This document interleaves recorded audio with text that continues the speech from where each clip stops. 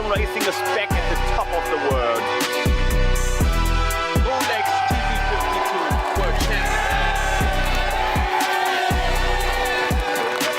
They win the World Championship title for the third time on the final run. Let's see how you do under pressure. Let's see how you do under pressure. Give them a name to remember. Hey, let's see how you do under pressure. Let's see how you do under pressure. A moment can live on forever.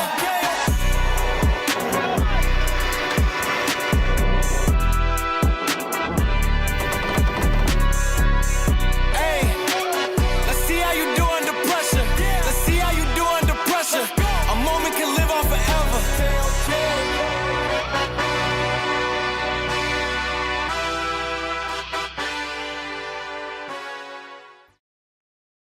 So day 4, we've had Breeze in the morning, expecting to do 3 races. Now Alpha Plus, their team from Hong Kong, are going better and better. They've been with us for the 2 seasons now. We're with Leo and Tom from Alpha Plus. Guys, how are we this morning? Yeah, pretty good. Obviously day 4 and yesterday was a really long day, so we're expecting another long day today, trying to get 3 races in. Leo, how is it for you? Yeah, it's been good. Yeah, the conditions have been, light and pretty tricky with the waves, but just another day today and 3 races, so try to get some keepers. Give us a little bit of an introduction to yourself, because you're relatively new to the team, aren't you? Yeah, I joined at the beginning of this season. Tom rang me up. We've worked together in the past, and the team's gelled together really nicely, and I'm really enjoying it. So a little bit of your background, a little potted history. Yeah, so I grew up in New Zealand. I've been sailing over there. Just recently finished sailing 49er, went to the Tokyo Olympics, and then Tom and I did a bit of 49er sailing with each other the last couple of years, and then decided to team up. And how's it been then coming into Super Series? Have you done big boat sailing before? Yeah, I did the Royal New Zealand Yacht Squadron youth program down in New Zealand, and then sail with a bunch of the Kiwis that are racing against each other now. A lot of keelboat racing there, match racing background, and then that kind of translates into what we're doing now in the Super Series. Obviously at a higher level, but it's just really exciting. So what's he like then, Tom? Super calm, on the boat. You don't really hear much from him, so sometimes we're giving him a bit of a in the ribs to try and get his feel and get how the boat's feeling. But for a young guy, super experienced, been involved in a lot of programs, SailGP and Olympics and all that kind of performance mindset really helps the team, especially a new team trying to catch up to these guys that have been doing it for many years. So we're slowly seeing some progress, so it's really fun, and the team's building nicely. He steers the boat fast though. Yeah, it's getting slowly faster and faster, and we're learning lessons every day. We definitely make big mistakes where you just go, okay, we just saw that for the first time and we stuffed it up royally, but then the really positive thing is we can just work on that and try to not do it again. So we're slowly chipping away, and we can see this week we're being quite consistent. We just need to hit the front a little bit more. What's been the key then to the moving up the ranking a little bit? Oh, it's better starts, slightly better speed, being on the right side of shifts. It's all those little 1% things that it's hard when you make one mistake to get it back, because these other guys don't make mistakes. So once you make one mistake, you kind of dictated to where you're allowed to go on the course, and often it's not the right place to be. So and then with these guys are all going fast, so you're not going to outboat speed them. So it starts from kind of when you get to the containers and making the right sail choices. When you get out on the course, tuning straight away, making sure you're on the pace, and then you can kind of slow the pace down and make sure you focus on starts, getting nice starting. So it's all those little 1% things, and then so it doesn't snowball. If you make a bad decision with sail choice and then you're late to change, it's kind of snowballs. So you're obviously tactician, but you're very hands-on all the way through the programme, are you? Or what's your role behind the curtain, as it were? Yeah, well, yes, a little bit, I guess. Tactician on the boat, and then onshore I'm trying to help. Obviously, we've got a lot of young people in the program, so Sean and Tina have been really helpful, that we can kind of start from the very beginning, and a lot of young guys in the program, so it's kind of, you know, building from the ground up. And then, yeah, I guess from my Olympic background, just in terms of debriefs and looking at performance side of it and trying to see where we can, you know, not just improve the 1%ers, but where 10%ers, you know, boat handling and where we really need to focus on. So, yeah, I guess I'm helping there, but with the young guys, it's, you know, it's a really nice open conversation. Everyone's pretty helpful and, you know, no massive egos or anything like that. So it's a really nice program. We're talking to Will Ryan the other day, a double Olympic medalist. You're a gold medalist. We're coming into the Olympic period in the next week. What's the kind of transition from Olympic medalist into this level of sailing? Yeah, it changes for every person, I guess. You know, it was funny watching that interview with the guys. You know, it looks like a boat full of 470 sailors, and me coming from, you know, mainly lasers, it'd just be funny. You know, you wouldn't be able to have a boat full of laser sailors. You know, you just wouldn't have the skill sets on board. So, yeah, I guess every class is different, just in terms of what you bring to the program. Obviously, this boat's very technical, so all that sort of technicality from the 470 would help for sure. But, you know, the laser standpoint, you know, being tactician, it helps all the stuff that you learnt from those many years. But yeah, that's why Leo's quite good, very broad base in terms of experience and boats sailed, so it's kind of covers a lot of areas. And then, yeah, I think I guess the first thing is getting involved in the program. You know, the Olympic side is always about improvement every day, and you just need to get involved in these programs to then slowly kind of improve every day yourself until we can compete against the big boys. Leo, obviously new role, very specific. What's the next improvements and how do you make these improvements? Yeah, for us, I think it's just improving our consistency. You know, we're starting to see the light and getting better starts and getting a really nice, consistent approach into our starting. So from now on, it's just making sure that we get in the right spots. Hopefully Tom puts us in those right spots, and then from then on, using our speed, hopefully keeps improving as well, and then just slowly picking boats off one by one and not going backwards through the fleet. What's your dynamic at the back of the boat with your navigator? Do you have a strategist? Sean is the strategist, so obviously owner is strategist, and so I have conversations with him throughout the race, and Harry, our navigators, you know, has been doing navigation with them in Hong Kong. So, you know, this is the only sailing he's doing, so he's really learning from chatting with a lot of the other navigators from the other teams and really upskilling himself. And so it's, you know, building from the ground up, and it's really nice. We can kind of just slowly, I guess, build who's doing what roles and I guess figuring it out like that. So, yeah, there's sometimes where we're kind of winging it, I would say, more than other teams, and then we kind of debrief that and figure out where we actually want people kind of taking over. Leo, obviously Value won last month. Is that a little bit of an inspiration to you guys? Yeah, for sure. You know, like a team like that who are also quite new to the Super Series, you know, we're definitely definitely looking up to them. They're doing a good job with what they're doing, and so we just got to keep an eye on them and just make sure that we're on the front foot and working on what we've been struggling with. So yeah, just working as a team, and it's been really good. Just with all the young guys, and Sean and Tina have been super accommodating to the learning process, and we got the Hong Kong guys that are, you know, super keen and eager, and we've got a really good culture as well, which helps. So that's more about the culture then. I mean, obviously we don't see it from the outside, but what's a kind of team culture? I guess it just starts from off the water. You know, there's good banter and everyone gets along. You know, we have good coffees, go cycling in the mornings, and, you know, everyone's just really friendly with each other. And then we're all young as well, so, you know, it's just that comes into it. And then, with really good owners like Sean and Tina, who are just really accommodating to the whole learning process, just helps the whole thing. And so, yeah, really enjoy it. And then it's just when we get out on the water, it's just straight into racing mode, and everyone can be open with each other, and that's the main thing. What's your ambitions in sailing then? Yeah, ambitions in sailing. No, I think I just want to be the best sailor I can be. You know, like Tom said, I've done a lot of different kinds of sailing, from match racing to a lot of foiling and to a lot of keelboat racing now. So I think I'd like to be an all-rounder and just really just be the top in all those fields. Obviously Tom Slingsby, top of the tree from Australia, Olympic gold medalist. Do you have aspirations of following in his footsteps? Yeah, well, they're big shoes to fill, aren't they? Obviously he's doing awesome. You know, most would say best sailor in the world. So I was just hanging out with him recently in the Sail GP in New York. So he's an inspiration. Yeah, for sure. And I've spent time with him sailing in the laser when he was still doing that. So we get on really well. He's obviously one of the best sailors, and really nice bloke as well. Think we'll see him back here? I'd say so. I'd say it sometime. You know, I'm sure most of these teams are probably always sending him emails trying to get him back here. So I'm sure the time when he's available, he'll be back. Yeah, he loves it, doesn't he? Yeah. No, I think the One Design stuff for sure is where he still really enjoys it. What are we expecting today then, Leo?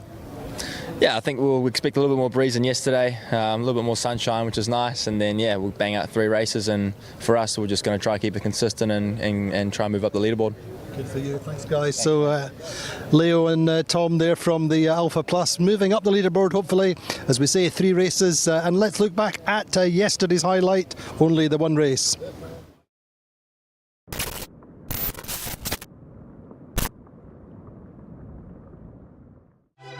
So day number 3 here in Newport, Rhode Island at the ROLEX TP52 World Championship. It's a big day here. It's the midpoint of the World Championship. It's also the midpoint of the 2024 season. In the season standings, well, it's really finely balanced at the top of the table as we expect it to stay all the way through to the grand finale in Valencia.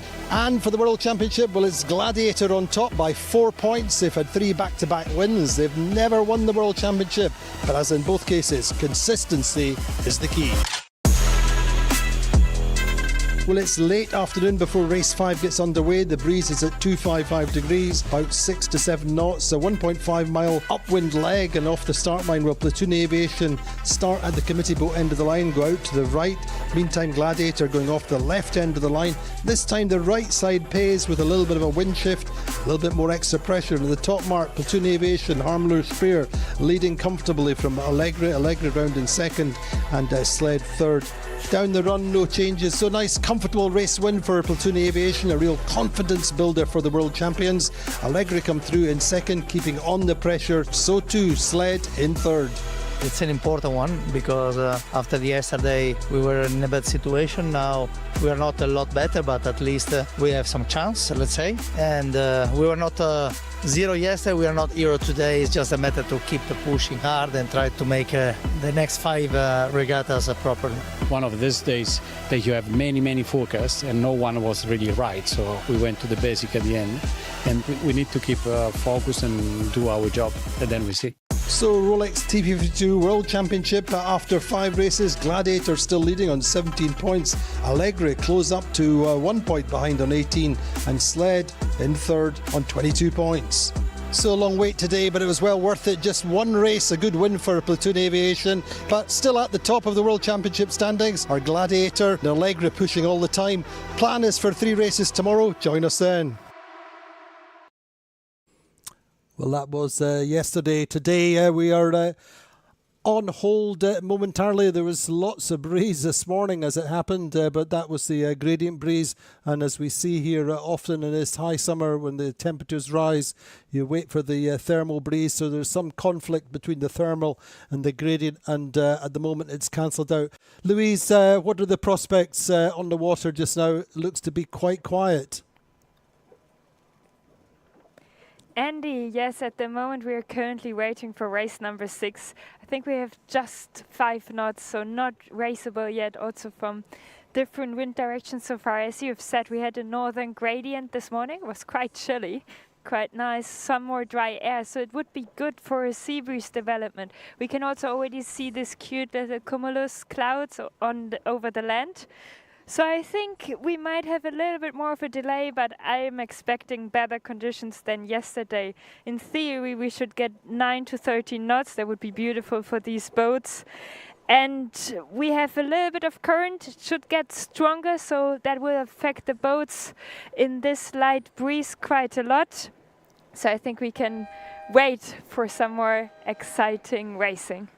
But you spoke to a few navigators this morning. Are they hopeful of getting 3 races in the sea breeze? Yes, absolutely. So I spoke to a few teams this morning, and they all said that it looks better than yesterday, and yesterday we managed to do a race very late in the afternoon. So I hope we can do the 3 races as we planned to do them, but already 2 would be good. And in theory, a lot of forecasts are aligned today to have a sea breeze development, so thermal wind. And yes, I hope we will be racing soon. We are hoping, but in the meantime we're just going to have to be patient, and we know all about that, having been here last month. We lost a couple of days to very light winds. But anyway, the Newport sea breeze is due to come in. We say we have about 5 knots on the start line, so we just need another couple of knots and we should get going. Anyway, the value effect is something we're talking about through the fleet. Value, the Whitcraft family from Thailand, who won last month. A little bit of a dream sequence for them. But Nick Rogers was actually missing, the double Olympic medalist, who's the normal tactician. But we caught up with Nick earlier on the week and then made a pretty good start to the regatta. And this is Nick. Yeah, it's been a really good start. You know, the team's in a really good place and sailing really well. And I think with a lot of teams, it's very much us v us out there. And so, yeah, it's been great to come in and the team building on the confidence they got from the last event. I think that's given us a nice kind of confidence in the process and how we trim the boat, and it's been really good. How important is confidence in this fleet? I mean, you've come from down there to up there, as it were. Yeah, you know, I think that it's not the first time the team's done well, and so we did a few events in the first season where we were quite strong for large periods of it, and then either we had a hiccup or like the Worlds in Cascais, and then we had the third in Sorrento, and I think that it's always just been there, but really erratic, you know, really on-off performances, and I think a lot of teams suffer from that as well. We're not the only ones, and I think that the team winning the last event, they did a great job of sort of day after day after day, and I think that gave the team confidence in the process, and really the detailed things like the rig tune and you know, the trim of the sails, and I think that's invaluable, especially if you've really docked it and you're like, we know where that is to come back to, and I think that between Pom, main trimmer, and Gabri and Don driving, they've done a really good job of learning and kind of bottling some of that. Duty bound to ask you what it was like being at home when the team win. Yeah, I mean, obviously I wish I was here. Manu did a fantastic job, and I was actually racing at the time. You know, otherwise I would have loved to have been here. It was amazing. It's something that, it's one thing to finish top 3, but to win, yeah, mega. And I think that's been a real, it's a huge achievement. At any point in anyone's career, it's a big deal, so really good. And you come here with high expectations from the team or yourself, or what was your mental approach coming here? I think, I mean, you know, it's always high pressure. It doesn't matter whether they've won or lost. You're always high pressure, and I kind of rolled in really excited to see if there were any dynamic changes in the way the team's attitude or anything, and I think that probably the key change is anything's possible. They still like to go to the pub though? They're a bit more professional than that. Yeah. No, but I mean they enjoy this the whole you know, being around Super Series, and it's not totally full on all the time. No, I think the team are. We enjoy it. I mean, to be part of the Super Series is a really big deal. You know, it is a really great. It's the best Monohull series in the world, and with the most fantastic boats and everything, and the racing is really well organised and run. It's a fantastic thing to be doing, and they certainly, you know, we love that. Like, you get here, and it's a good feeling to be racing like that, and I think the team really enjoy it. Yeah, we all try bloody hard. You know, the guys work really hard on delivering the performance, and but we enjoy it. Yeah, you know. But there's a certain value factor now coming into the circuit where it's fantastic for the circuit, for the class, to see how well you've done. It's really inspiring other teams. Absolutely. I think that for me, one of the key things about the value program is exactly that. It shows that you can if you do the hard things well, and just really chip away at the kind of fundamentals of sailing, you can come and join this series and you're not going to be last. Quite the opposite. And the more you can just get the key components together, the world's your oyster. And Pom, to be fair, has created this kind of team with Kevin, and he's been instrumental in the direction, in constantly keeping up with the latest, so even in an older boat we're still sails tuned properly, rig tuned properly, and we go through all the process, briefing, debrief, So we've got two boats joining the circuit at the next regatta. What would be your advice to them? We joined with Quantum and they offered us invaluable support. It would have been really difficult without that, and they also gave us structure, so they structured our day and made a lot of the decisions for us, and we took people's advice and actually listened to it and just really tried to do what we're being told, and that was, like I said, that was Pom's kind of cool, and he's followed that religiously, and just try and enjoy it, but try and do the basics well. Just make sure you're on the start line and enjoy the learning. If you enjoy the learning, you'll get there. Another thing, we're talking to some of the X470 guys around the dock just now, looking ahead to the Olympics. So do you miss that side of it? No, I loved it when I did it. Unbelievable experience, huge part of my life.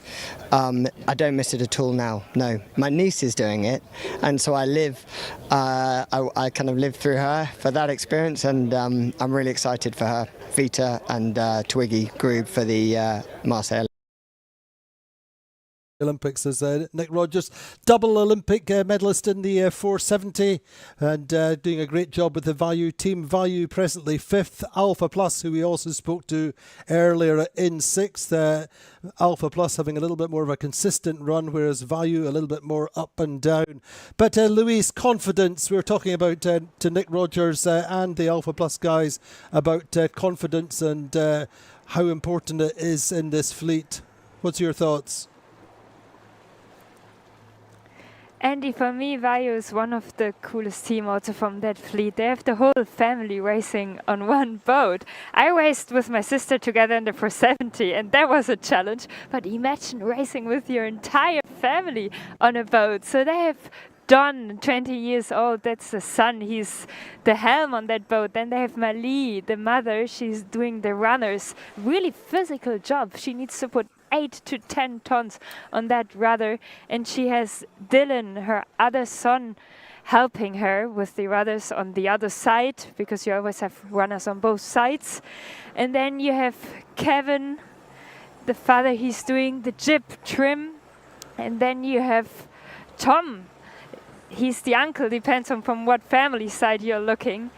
He's doing the pit, and you have Nick, he's grinding. So you have the entire family in key positions on that boat, and I wonder if they ever stop debriefing. I spoke with Mali one morning and I asked her, so you go home, you debrief, and you wake up, you debrief, and she said she's just really loving that they can enjoy this passion together and that they're sailing together, and they also sail in their holidays together. They have another boat, they're just about to sail step by step from Europe to Thailand, and they also do this with their entire family, and I think this is just amazing. And on top of that, they have some other sailors from Thailand on their boat. This is a kind of development program to integrate young sailors from Thailand into professional sailing. So I spoke with one of them, and he's just starting there for 70 as a crew, and he's just so grateful for this opportunity he can get with the Value team.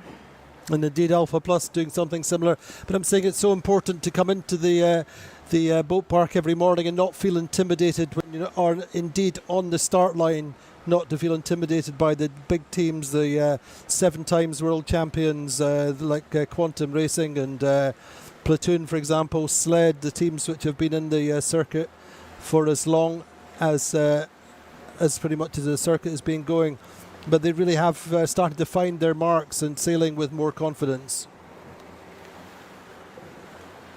Absolutely, and I think that the win they had from last event really boosted the confidence, and maybe it also made them believe more that they are able to win an event and be in the really front of the fleet. I know this for myself. I think you need to one time be able to win a big event. With my sister, it was together when we started sailing the 470 that we managed to win a medal in a junior Europeans. It was in Regatta Lake, so where the also the junior worlds are taking place at the moment. And it was just such a moment where you could finally understand, well, you're not there anymore somewhere in the fleet. You can actually be in the top of the fleet and you can win events. And I think this is a really crucial moment in every sailor's career to understand that. Indeed, and I think that's applying across the fleet. You know, we speak to the guys on Paprec, for example, and they say they've had a little bit of a psychological boost to knowing that if value can do it, then they can certainly keep improving. Again, they can have the confidence. They can not be intimidated. But I can see that the breeze is building just a little bit. But I think we're going to take a break for a few minutes until we have a racing breeze established, and we'll join you then. So stay with us. Palm Beach Motor Yachts is proud to support the ROLEX TP52 World Championship. The competitive spirit and drive for excellence is at the heart of all Palm Beach Motor Yachts. It's a privilege to showcase our two flagship models, the beautiful Palm Beach 70 and the exhilarating Palm Beach GT60, built using our proprietary V-Warp technology, delivering class-leading speed, performance, and unrivaled fuel efficiency. Experience a true yachtsman's powerboat. PalmBeachMotorYachts.com.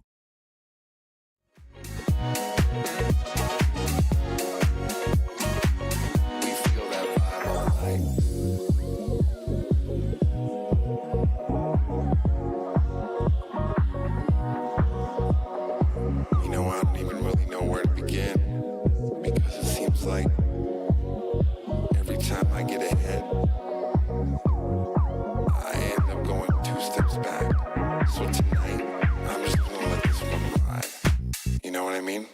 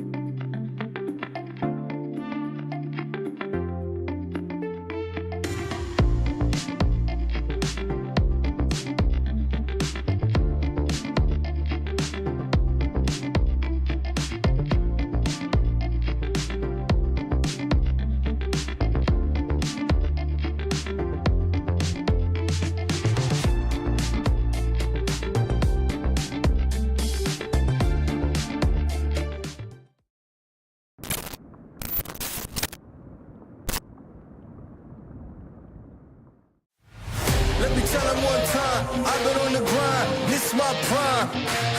Let me tell them one time, I've been on the grind, and this my prime. For the first time ever in its 13-year successful history, the 52 Super Series hits Newport, Rhode Island. Newport is steeped in sailing history. It's known 50 years of America's Cup racing on these waters, from the J class in 1930 to 37 and the 12 metres from 58 to 83.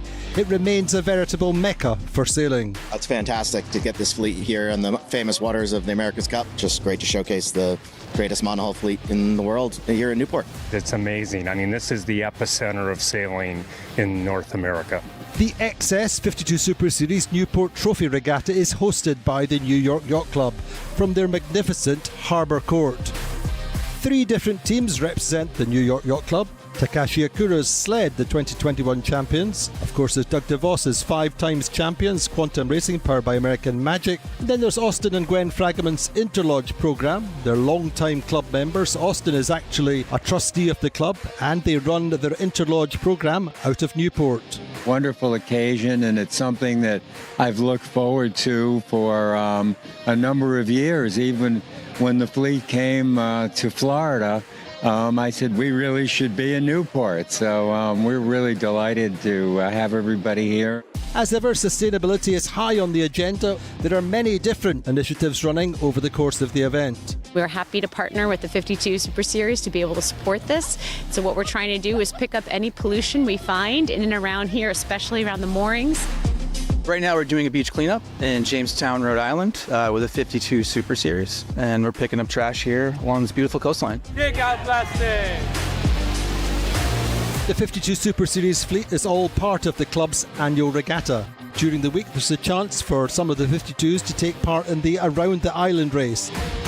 The whole setup is perfect for VIP guest programmes, and over the course of the regatta we host various different groups from Excess Energy, one of our principal partners.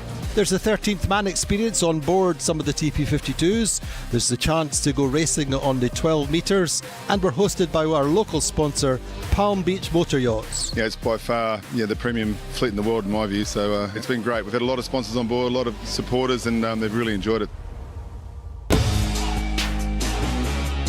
The second regatta of the 5-event 2024 season is the XS 52 Super Series Newport Trophy.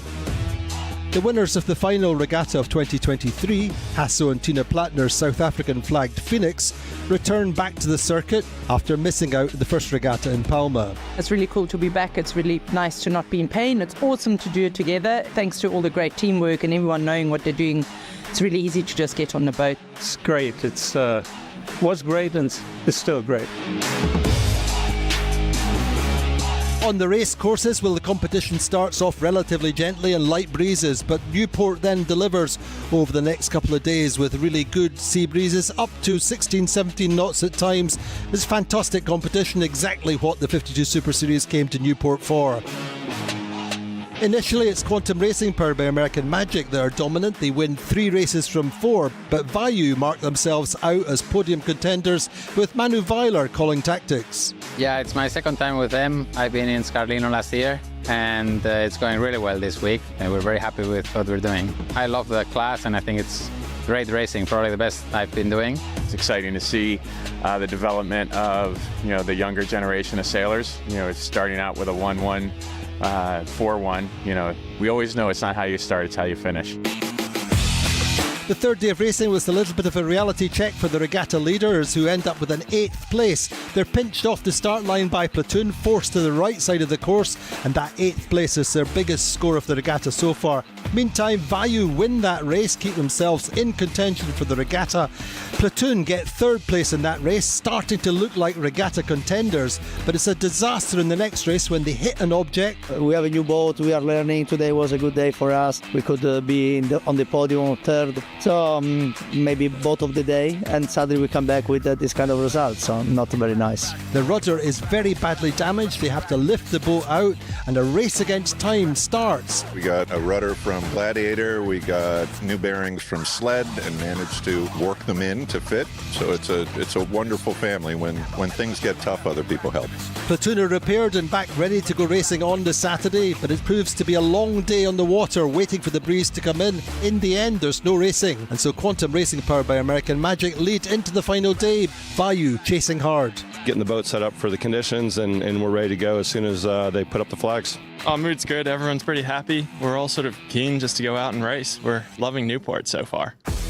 So dramatic final day. Off the start line of race 7, Quantum are actually over the line, have to recross and end up going up the first beat in 10th. Meantime, Platoon lead all the way around the course with Gladiator in 2nd. Vayu at this point are leading the regatta. Through the finish line they get 5th place. Quantum Racing are down in 9th. And going into the final race then, Vayu lead by a single point over Quantum Racing, powered by American Magic. So race 8, much the same kind of breeze for the final showdown of the regatta. Gladiator and Allegri get away nicely out on the right side. Value are in about 6th in the early part. Quantum Racing are deep once again, but at the leeward gate, Value are slow. Quantum Racing escape a little bit. Round the top mark, Quantum Racing are back as regatta leaders, but at the finish line it's incredibly close. Value just pip Platoon on the finish line to get 8th place, with Quantum Racing back in 10th. The regatta title is Value's. Well, I mean, it just absolutely blows us away. Totally amazed. I got to say, we didn't expect to be first today. It's just fantastic. It shows hard work, never give up, always works and always pays off. Oh, it's been amazing. I mean, can't get any better than this. The finish was so exciting and so until the last meter that we're super excited with this, super happy. So the final standings for the XS52 Super Series Newport Rhode Island Trophy, it's Value winning on 33 points, second are Gladiator on 35 points, and third Quantum Racing powered by American Magic on 36. We only missed the regatta win by 2 points. That's all good. We had a very good last day. We had a good result on the week, and we are in a good position overall. So obviously we are satisfied and happy. It was a very tough day for us. Going to revise the mistakes that we made and the weaknesses, and try to come back stronger. And the 2024 circuit standings after Palma and Newport. Leaders are Quantum Racing powered by American Magic on 63 points, second Gladiator on 72, and Sled on 75 points are third. So that's it from the XS52 Super Series Newport Rhode Island Trophy. Join us again in July back here in Newport for the ROLEX TP52 World Championship.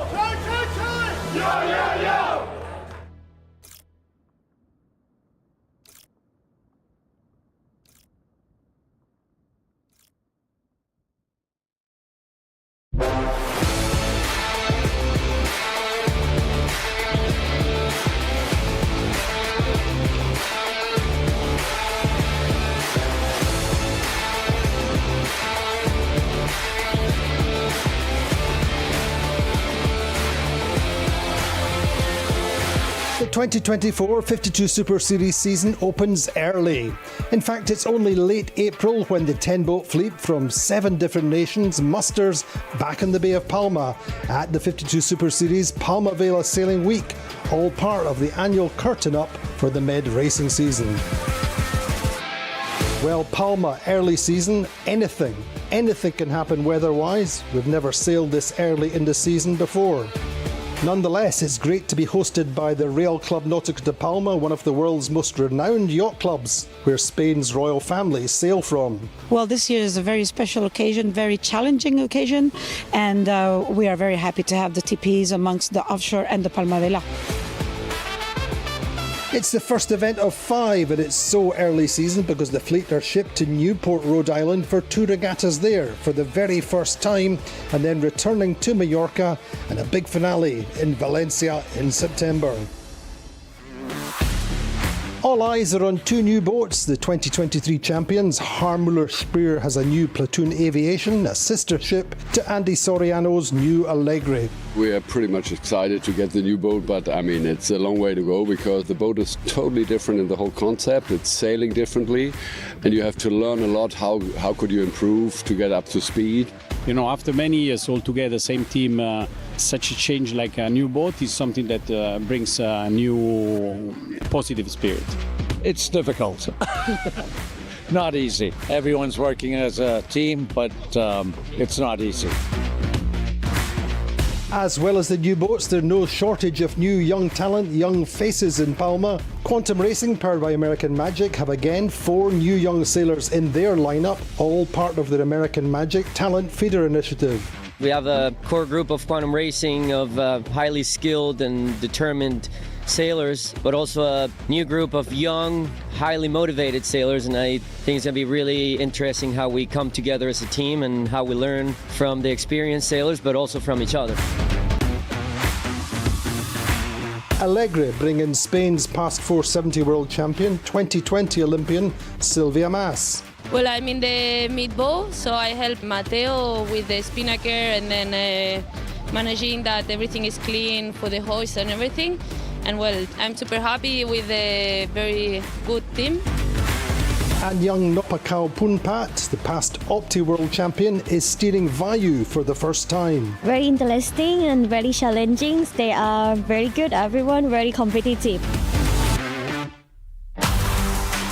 And there are some not quite so young faces. France's best known, most decorated racing legend, Loic Perron, has been recruited to Paprec. I'm not the rookie of the year, but I'm very excited to be in a team like that. I'm watching them since many, many years.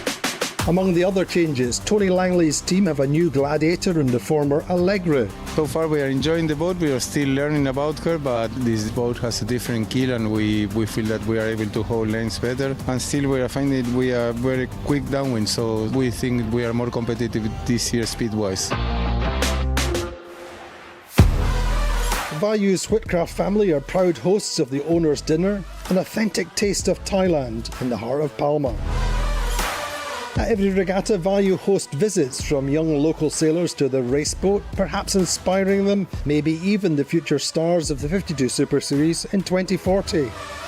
And sustainability, as ever, is very near the top of our agenda. Here in Palma, every single day we are doing something different. Another really impressive stuff what we did, there was the underwater cleanup. But what we found yesterday, that was really like, oof.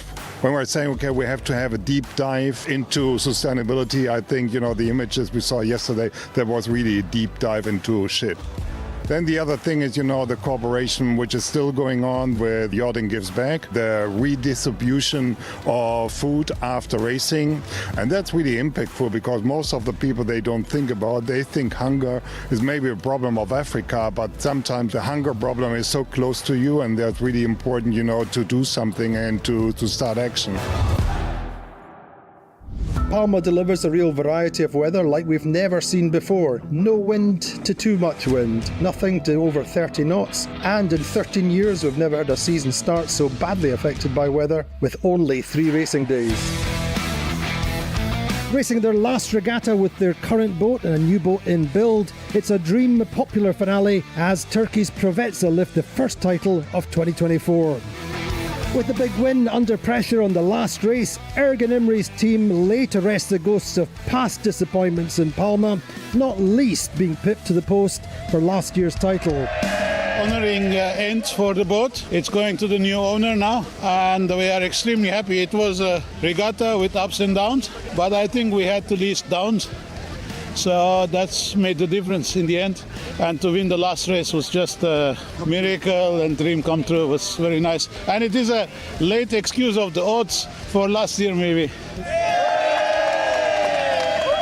It was a great way to finish our last race on the P10. Done a few years and a few miles on the boat, and it was nice to finish our last race and win it. And then the way the points worked out, we won the regatta as well. So we've got good memories now of this boat. It's a hugely intense, close regatta pivoting round 2 big 3-race days. Palma dealing out some of the best conditions, winds over 20 knots, bright sunshine and waves. The windward mark roundings are often spectacular. Provetsa hooked the windward mark in the first day. Quantum Racing have to peel away at one windward mark and lose places. On the brand new Allegre, Antti Soriano's team lead into the final day, but they falter with a pair of ninths. Quantum Racing, powered by American Magic, come close to winning the regatta, but they finish second, whilst Interlodge take third. Yeah, it's a bit disappointing. We're being so close to taking the event victory, but it's a really positive sign for us. We've made a lot of improvement from the 2 weeks we've sailed together, and we've got some new young sailors on the boat, so things are looking positive for us, and we're looking forward to Newport. It was exciting stuff. Everyone was tight at the top, and it was every man for themselves out there in that final race. Congrats to the Provetsa team. They just went on sailed a phenomenal day in those conditions across the fleet, and well-deserved win for them. We had a great time out there, and it was great to sail the boat uprange. So the final standings after 7 races, winners are Provetsa on 25 points, second Quantum Racing powered by American Magic on 27, and third Interlodge 32. So now the 52 Super Series heads to Newport, Rhode Island for the very first time. We've got 2 regattas back to back. Join us live every day. Gracias, Palma. See you in Newport.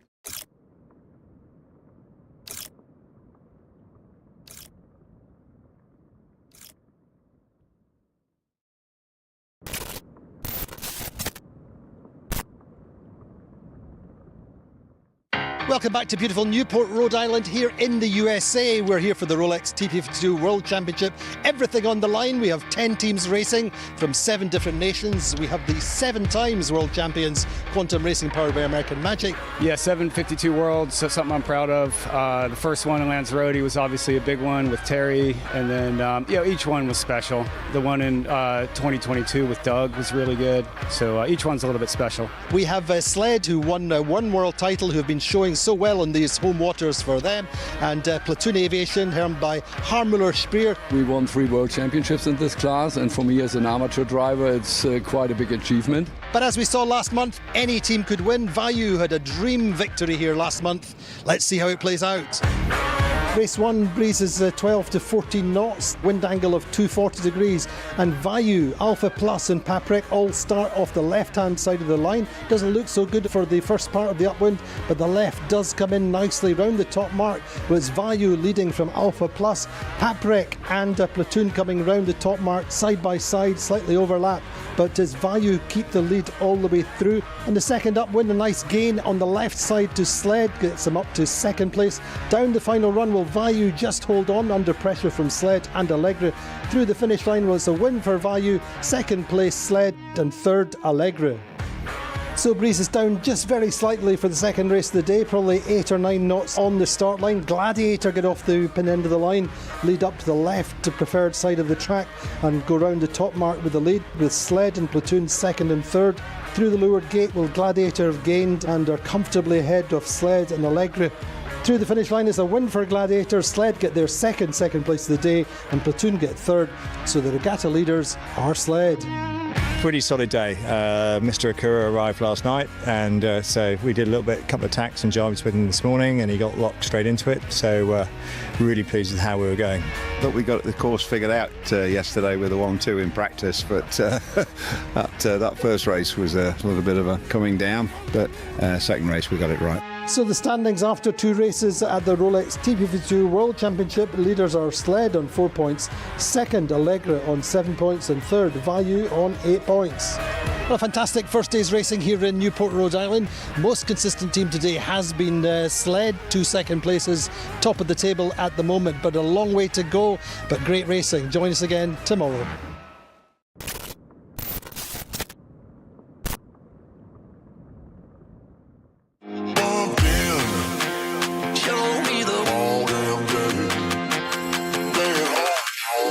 Well, the second day of racing in prospect here at the ROLEX TP52 World Championships in Newport, Rhode Island. Lighter forecast, 2 good races yesterday for Sled, 2 second places. They're on top of the table. Boat's going well, team's going really well, and it just shows what a tough place Newport is to sail. But that's just the first day. Let's see what happens on day 2.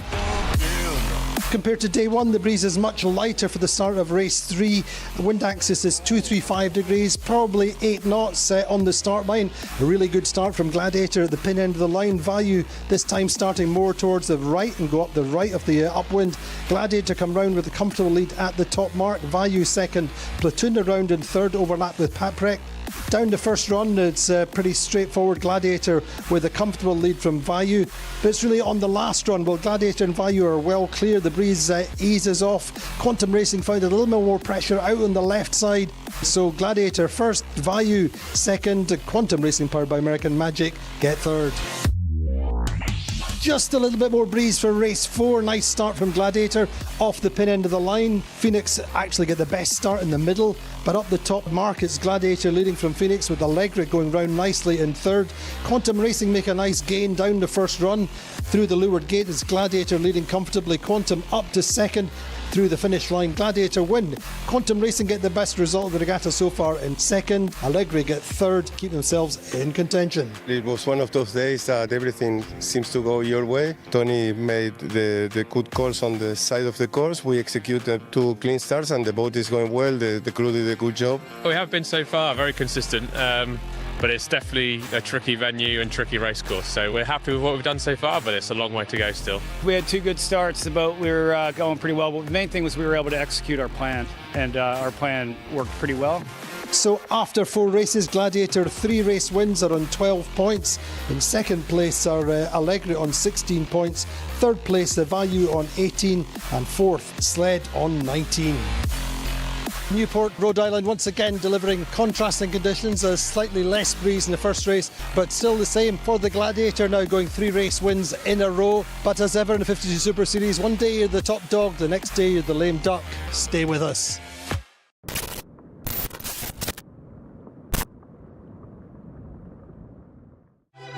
So day number 3 here in Newport, Rhode Island at the ROLEX TP52 World Championship. It's a big day here. It's the midpoint of the World Championship. It's also the midpoint of the 2024 season.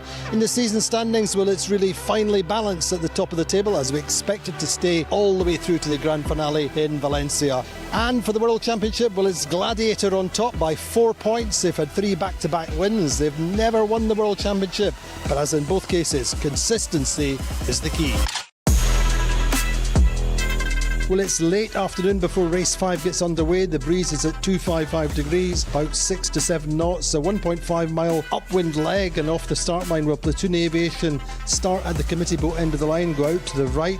Meantime, Gladiator going off the left end of the line. This time the right side pays with a little bit of a wind shift, a little bit more extra pressure. And the top mark, Platoon Aviation, Harmler Spear leading comfortably from Allegri round in second, and Sled third. Down the run, no changes. So nice, comfortable race win for Platoon Aviation, a real confidence builder for the world champions. Allegri come through in second, keeping on the pressure. So too, Sled in third. It's an important one because after yesterday we were in a bad situation. Now we are not a lot better, but at least we have some chance, let's say. And we were not zero yesterday, we are not hero today. It's just a matter to keep pushing hard and try to make the next 5 regattas properly.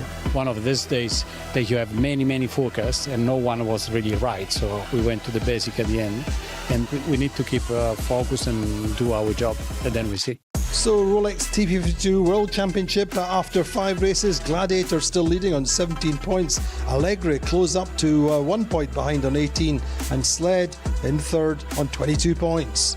So a long wait today, but it was well worth it. Just 1 race, a good win for Platoon Aviation, but still at the top of the World Championship standings are Gladiator and Allegri pushing all the time. Plan is for 3 races tomorrow. Join us then.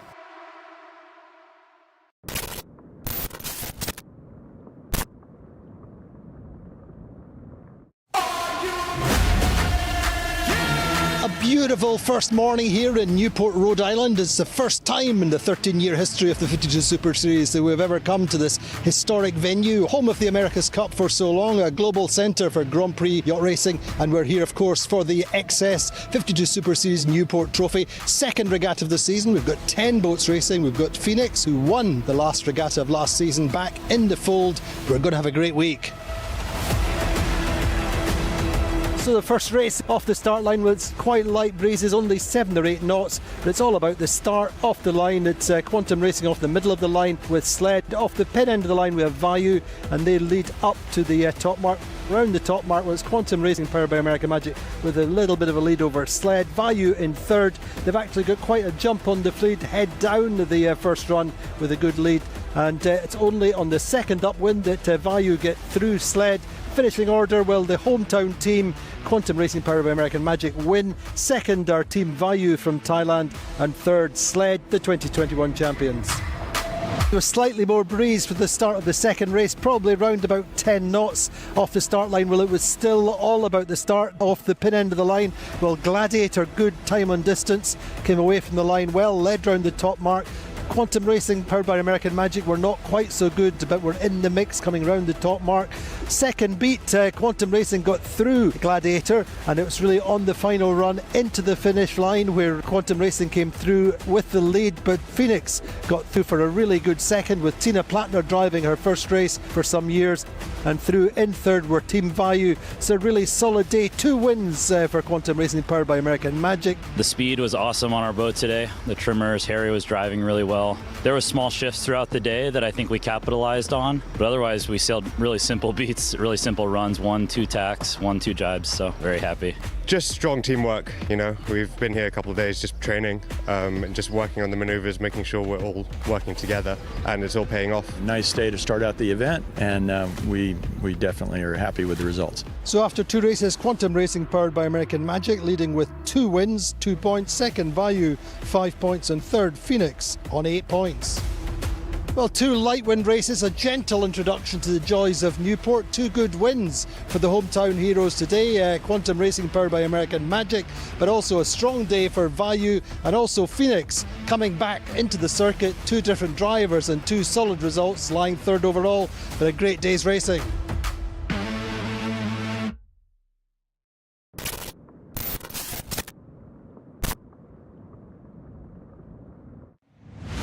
Well, second day here in Newport, Rhode Island. Conditions getting better every day. 2 more races, a little bit more wind, a little more pressure.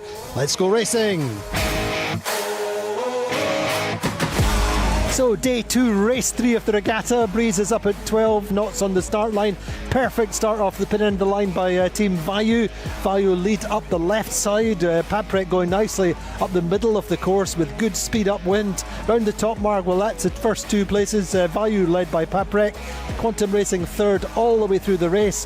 Through the finish line, it's a win for Value. Paprec gets second, and Allegra just come across, jibe in front of Quantum to steal third. So the 4th race of the regatta, the second of the day. Breeze is still up nicely, 13-14 knots on the start line. This time Value get closed out at the pin end and have to go across the sterns. Good start by Platoon and also Quantum Racing powered by American Magic. Good pace up the first beat, and it's actually Paprec just leading from Gladiator round the top mark. Quantum Racing powered by American Magic also in the mix coming around the top mark.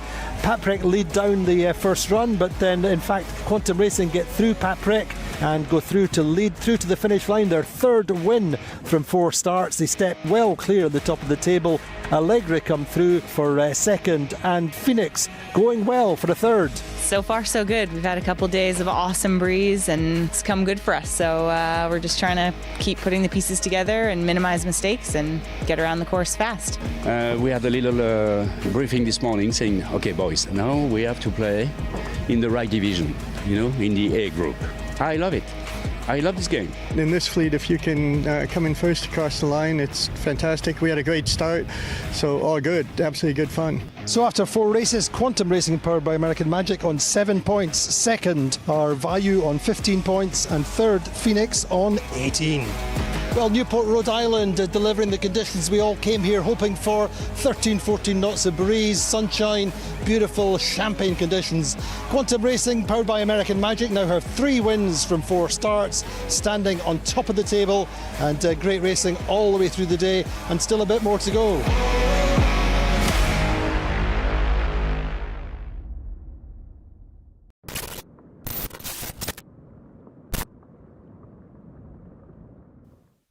It's day 3 here at the XS52 Super Series Newport Trophy, hosted by the beautiful New York Yacht Club. We've been up there a few times for various different functions, notably Owner's Dinner on the second night, hosted by Austin Fragaman from the Interlodge team. Meantime, we're going on the water. Good forecast at the top of the table. Well, Quantum Racing powered by American Magic have stepped clear after yesterday, but can anybody pull them back? Well, the racing's been going very well for the guys on the water. It's exciting to see the development of the younger generation of sailors. It's a great lead into the second half of this regatta.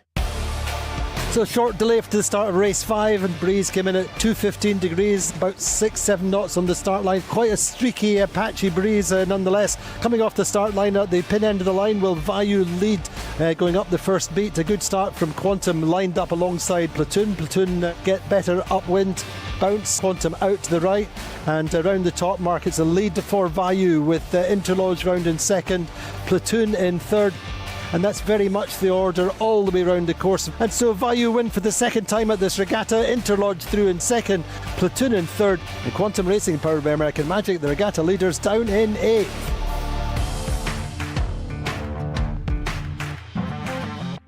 Well, race 6 starts in 12 knots of breeze. Once again, it's races 1 off the pin end of the line. This time it's Gladiator going to get the best start. Value in on the pin as well, but not quite able to get the timing and end up slightly to leeward of Gladiator. Round the top mark, well, Gladiator with a good lead. Vayu very tight on ley line along with Quantum Racing. Platoon not far behind. Vayu jibe off early and lose out, and so Gladiator lead all the way round. Technical problem in the middle of the race for Platoon, who hit something with the rudder and have to leave the race course. But through the finish line, it's a win for Gladiator. Second place for Quantum Racing, powered by American Magic. Third are Allegra, and in fourth, Vayu. Keep the pressure on the regatta leaders, Quantum Racing, powered by American Magic. Yeah, it feels like we're improving as a team and working well together. The chemistry is good. We had a tough first race, but we rallied for the second one and finished strong.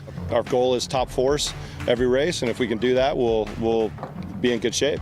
I think we're trying to keep things simple and out of trouble, and it's working for us. We've been a little bit lucky and also good, so enjoying the moment. Let's hope to finish like this. We have a new boat, we are learning. Today was a good day for us, coming back. We could be on the podium third. So maybe boat of the day, and suddenly we come back with this kind of result, so not very nice. So after 6 races, leaders are Quantum Racing, powered by American Magic, on 17 points. Second, Vayu on 20 points. Third, Gladiator, Tony Langley, on 32 points. So rolling through the midpoint of the regatta with 2 good races today. Quantum Racing still on top. Vayu in contention. Pretty solid day for them all in all. Very difficult situation for Platoon, hitting something in the second race after a third in the first race. That's really tough for them. We now have a little bit of a lay day for the clubs around the island race. We'll be back on Saturday and Sunday. We'll join you then.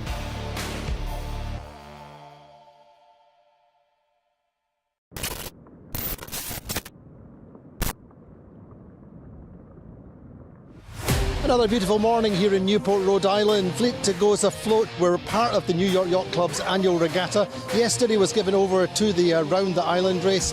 Beautiful chance to sail round these historic sailing waters for the TP52s. Meantime, Platoon are back on the water today. They had a long 36 hours replacing the rudder. We got a rudder from Gladiator. We got new bearings from Sled and managed to work them in to fit. And quick practice sail yesterday, so it will work today. We're back on the water, thankfully.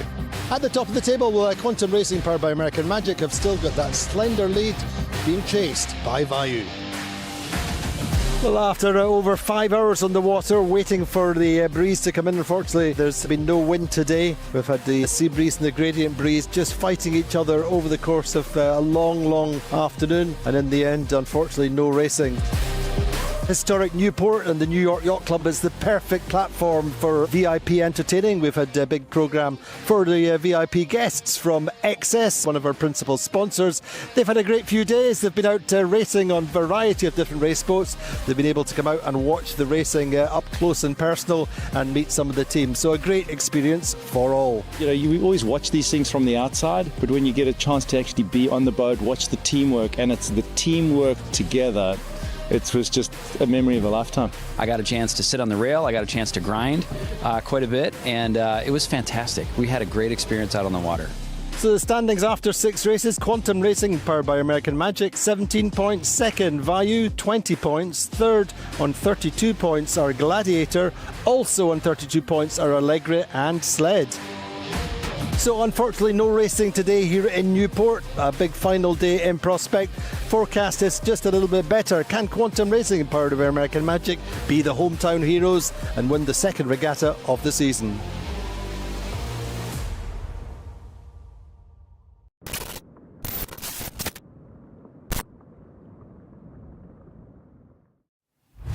The final day here in Newport, will Quantum Racing, powered by American Magic, go on the water with a 3 points lead? Now, of course, last season they came close to winning regattas but did not manage to close out on the final day. Yeah, we're feeling good, getting the boat set up for the conditions, and we're ready to go as soon as they put up the flags. Meantime, Vayu also know what it's like to finish on the podium. They finished third in Scarlino. They have a lead of 12 points over third. Our mood's good, everyone's pretty happy. We're all sort of keen just to go out and race. We're loving Newport so far. It's a light wind day in prospect. Certainly an initial AP is up, but let's see what happens today. So race 7 starts in a very light breeze. Platoon get the best start off the middle of the line. Meantime, Quantum Racing, powered by American Magic, are over the line early and have to recross and end up being 10th up the first beat. Round the top mark then, Platoon leading, Gladiator second, Interlodge in third. Vayu then leading the Regatta at that point, all the way down through the leeward gate. But on the second upwind, there's a little bit of a shift out on the right. Phoenix gain on that shift, so do Allegra. Vayu drop down to 6th, and through the finish line it's a win for Platoon, and it's super close, with Vayu just getting through only ahead of Sled and Allegra. That keeps them leading the regatta, with Quantum Racing powered by American Magic in 9th. So going into the final race, well, Vayu leading on 25 points, 1 point up in Quantum Racing powered by American Magic, and Gladiator on 34 points, 8 points behind Quantum. So in the final race, Gladiator make a good start along with Allegra. Vayu are okay in 6th round the top mark, but Quantum Racing deep in 9th.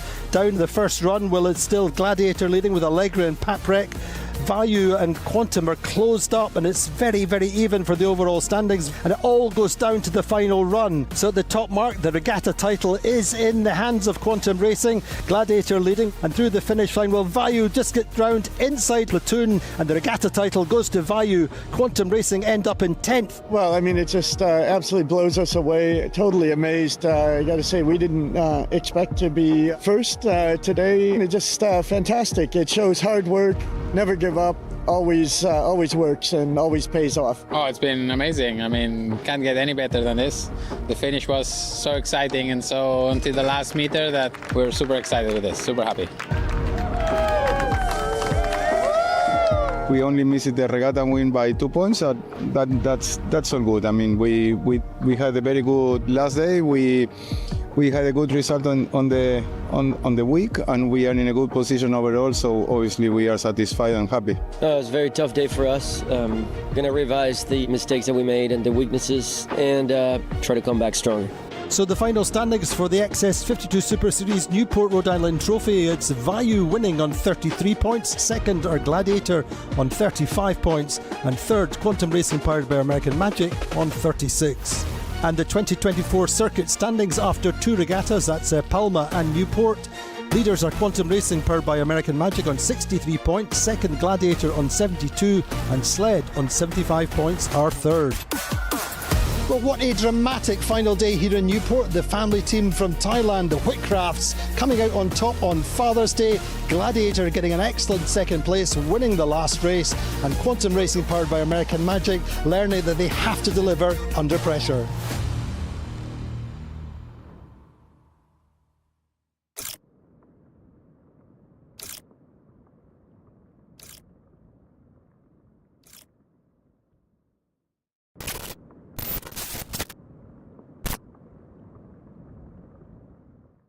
Welcome back to beautiful Newport, Rhode Island, here in the USA. We're here for the ROLEX TP52 World Championship. Everything on the line. We have 10 teams racing from 7 different nations. We have the 7 times world champions, Quantum Racing powered by American Magic. Yeah, 752 Worlds, so something I'm proud of. The first one in Lanzarote was obviously a big one with Terry, and then each one was special. The one in 2022 with Doug was really good, so each one's a little bit special. We have Sled, who won one world title, who have been showing so well in these home waters for them, and Platoon Aviation, helmed by Harmuller Speer. We won 3 world championships in this class, and for me as an amateur driver, it's quite a big achievement. But as we saw last month, any team could win. Vayu had a dream victory here last month. Let's see how it plays out. Race 1 breeze is 12 to 14 knots, wind angle of 240 degrees, and Vayu, Alpha Plus and Paprec all start off the left-hand side of the line. Doesn't look so good for the first part of the upwind, but the left does come in nicely round the top mark, with Vayu leading from Alpha Plus, Paprec and Platoon coming round the top mark side by side, slightly overlap, but does Vayu keep the lead all the way through? And the second upwind, a nice gain on the left side to Sled, gets him up to second place. Down the final run, will Vayu just hold on under pressure from Sled and Allegra? Through the finish line was a win for Vayu, second place Sled and third Allegra. So breeze is down just very slightly for the second race of the day, probably 8 or 9 knots on the start line. Gladiator get off the pin end of the line, lead up to the left to preferred side of the track and go round the top mark with the lead, with Sled and Platoon second and third. Through the leeward gate will Gladiator have gained and are comfortably ahead of Sled and Allegra. Through the finish line is a win for Gladiator. Sled get their second place of the day, and Platoon get third. So the regatta leaders are Sled. Pretty solid day. Mr. Akura arrived last night, and so we did a couple of tacks and jibes with him this morning, and he got locked straight into it. So really pleased with how we were going. Thought we got the course figured out yesterday with a 1-2 in practice, but that first race was a little bit of a coming down, but second race we got it right. So the standings after 2 races at the Rolex TP52 World Championship, leaders are Sled on 4 points, second Allegra on 7 points, and third Value on 8 points. Well, a fantastic first day's racing here in Newport, Rhode Island. Most consistent team today has been Sled, 2 second places, top of the table at the moment, but a long way to go, but great racing. Join us again tomorrow.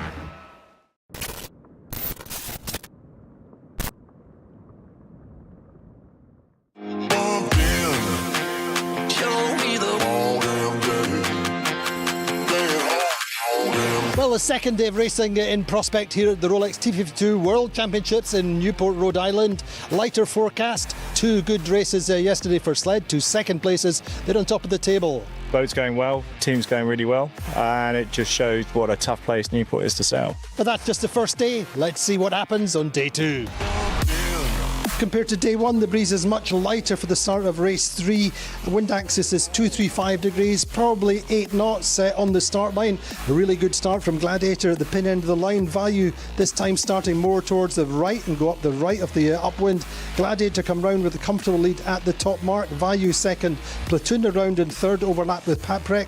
Down the first run, it's pretty straightforward. Gladiator with a comfortable lead from Value, but it's really on the last run. Well, Gladiator and Value are well clear. The breeze eases off. Quantum Racing found a little bit more pressure out on the left side. So Gladiator first, Value second, Quantum Racing powered by American Magic get third.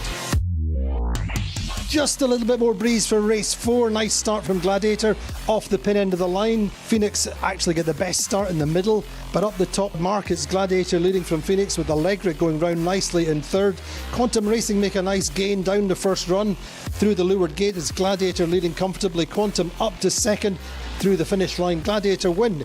Quantum Racing get the best result of the regatta so far in second. Allegri get third, keep themselves in contention. It was one of those days that everything seems to go your way. Tony made the good calls on the side of the course. We executed 2 clean starts and the boat is going well. The crew did a good job. We have been so far very consistent. But it's definitely a tricky venue and tricky race course. So we're happy with what we've done so far, but it's a long way to go still. We had 2 good starts. The boat, we were going pretty well. But the main thing was we were able to execute our plan, and our plan worked pretty well. So after 4 races, Gladiator 3 race wins are on 12 points. In second place are Allegri on 16 points. Third place, Value on 18. And fourth, Sled on 19. Newport, Rhode Island once again delivering contrasting conditions, a slightly less breeze in the first race, but still the same for the Gladiator, now going 3 race wins in a row. But as ever in the 52 Super Series, one day you're the top dog, the next day you're the lame duck. Stay with us.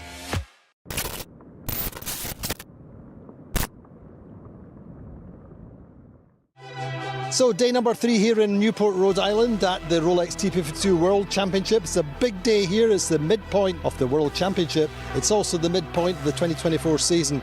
In the season standings, well, it's really finely balanced at the top of the table as we expect it to stay all the way through to the grand finale in Valencia.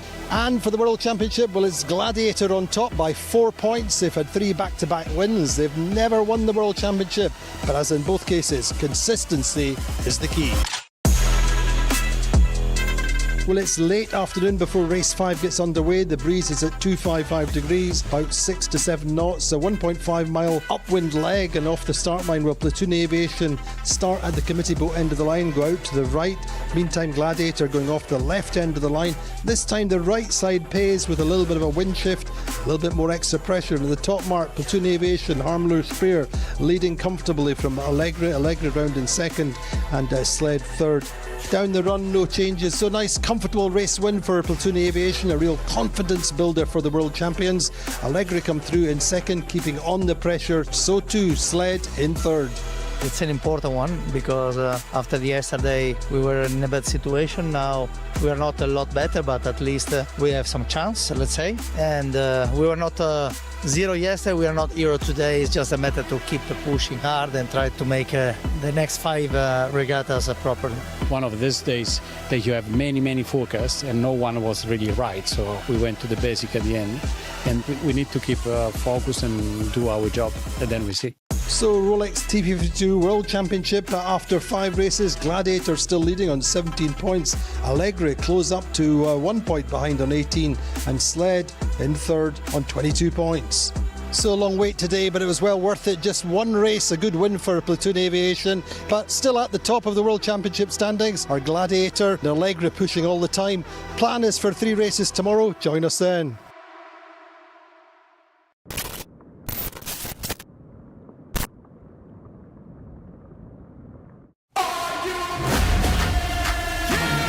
Beautiful first morning here in Newport, Rhode Island. It's the first time in the 13-year history of the 52 Super Series that we've ever come to this historic venue, home of the America's Cup for so long, a global centre for Grand Prix yacht racing, and we're here of course for the XS 52 Super Series Newport Trophy, second regatta of the season. We've got 10 boats racing. We've got Phoenix, who won the last regatta of last season, back in the fold. We're going to have a great week. So the first race off the start line was quite light breezes, only 7 or 8 knots, but it's all about the start off the line. It's Quantum racing off the middle of the line with Sled. Off the pin end of the line we have Value, and they lead up to the top mark. Around the top mark was Quantum Racing powered by American Magic with a little bit of a lead over Sled. Value in third. They've actually got quite a jump on the fleet, head down the first run with a good lead, and it's only on the second upwind that Value get through Sled. Finishing order, well, the hometown team, Quantum Racing powered by American Magic, win. Second are Team Value from Thailand, and third Sled, the 2021 champions. There was slightly more breeze for the start of the second race, probably around about 10 knots off the start line. Well, it was still all about the start off the pin end of the line. Well, Gladiator, good time on distance, came away from the line well, led round the top mark. Quantum Racing powered by American Magic were not quite so good, but were in the mix coming round the top mark.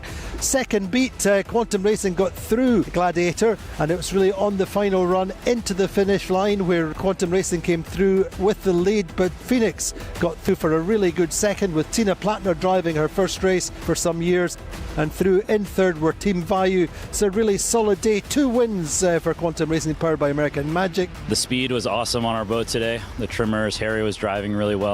There were small shifts throughout the day that I think we capitalized on, but otherwise we sailed really simple beats, really simple runs, 1-2 tacks, 1-2 jibes, so very happy.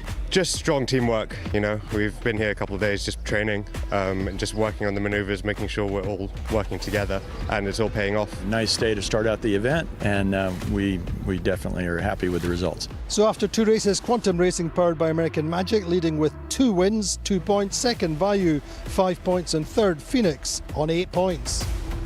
Well, 2 light wind races, a gentle introduction to the joys of Newport. 2 good wins for the hometown heroes today. Quantum Racing powered by American Magic, but also a strong day for Value, and also Phoenix coming back into the circuit. 2 different drivers and 2 solid results, lying third overall, but a great day's racing.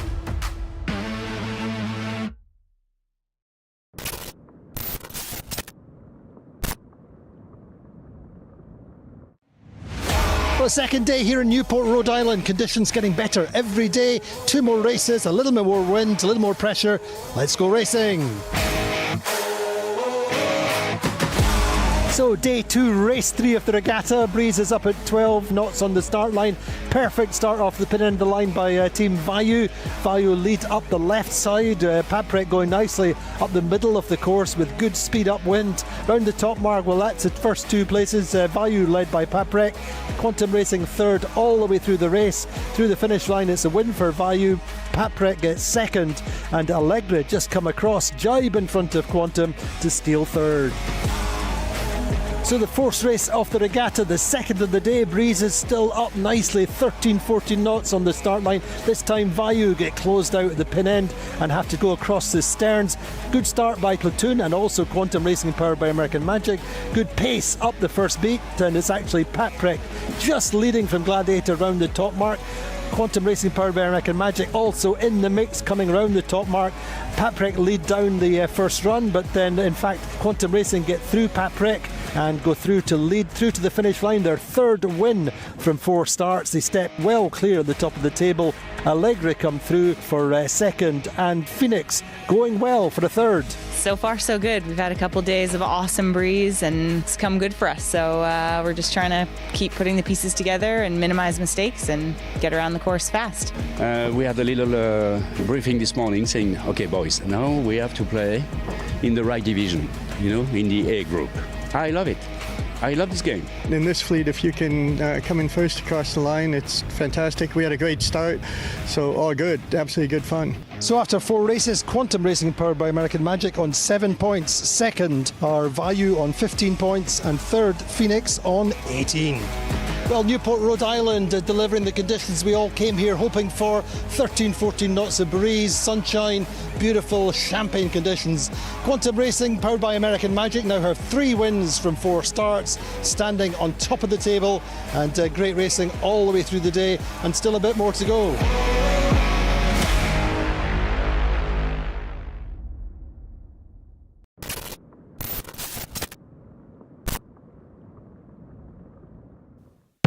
It's day 3 here at the XS52 Super Series Newport Trophy, hosted by the beautiful New York Yacht Club. We've been up there a few times for various different functions, notably Owners' Dinner on the second night, hosted by Austin Fragaman from the Interlodge team. Meantime, we're going on the water. Good forecast at the top of the table. Well, Quantum Racing powered by American Magic have stepped clear after yesterday, but can anybody pull them back? Well, the racing's been going very well for the guys on the water. It's exciting to see the development of the younger generation of sailors. It's a great lead into the second half of this regatta. So short delay to the start of race 5, and breeze came in at 215 degrees, about 6-7 knots on the start line. Quite a streaky, patchy breeze nonetheless. Coming off the start line at the pin end of the line will Value lead going up the first beat. A good start from Quantum, lined up alongside Platoon. Platoon get better upwind, bounce Quantum out to the right, and around the top mark it's a lead for Value with Interlodge round in second, Platoon in third. And that's very much the order all the way around the course. And so Value win for the second time at this regatta. Interlodge through in second, Platoon in third, and Quantum Racing powered by American Magic, the regatta leaders, down in 8th.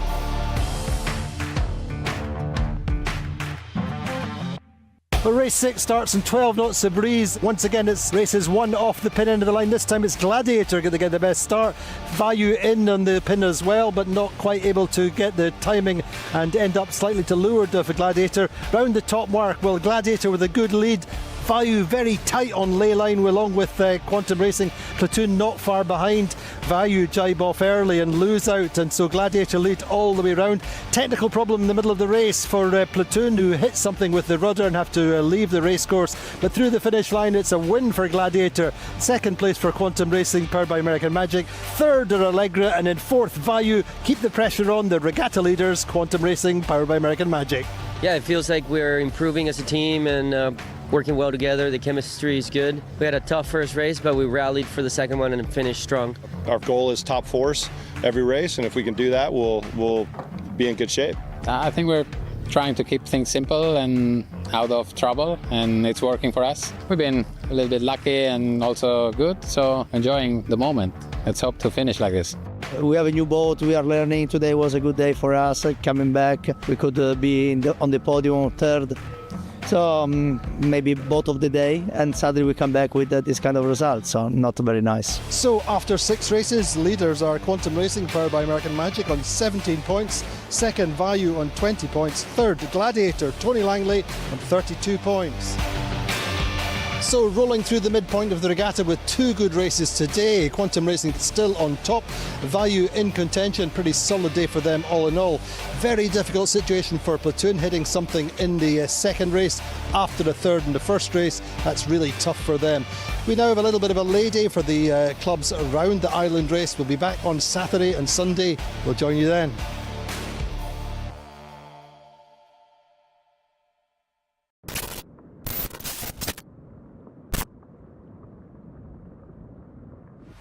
Another beautiful morning here in Newport, Rhode Island. Fleet goes afloat. We're part of the Newyork Yacht Club's annual regatta. Yesterday was given over to the Round the Island race. Beautiful chance to sail round these historic sailing waters for the TP52s. Meantime, Platoon are back on the water today. They had a long 36 hours replacing the rudder. We got a rudder from Gladiator. We got new bearings from Sled and managed to work them in to fit. And quick practice sail yesterday, so it will work today. We're back on the water, thankfully.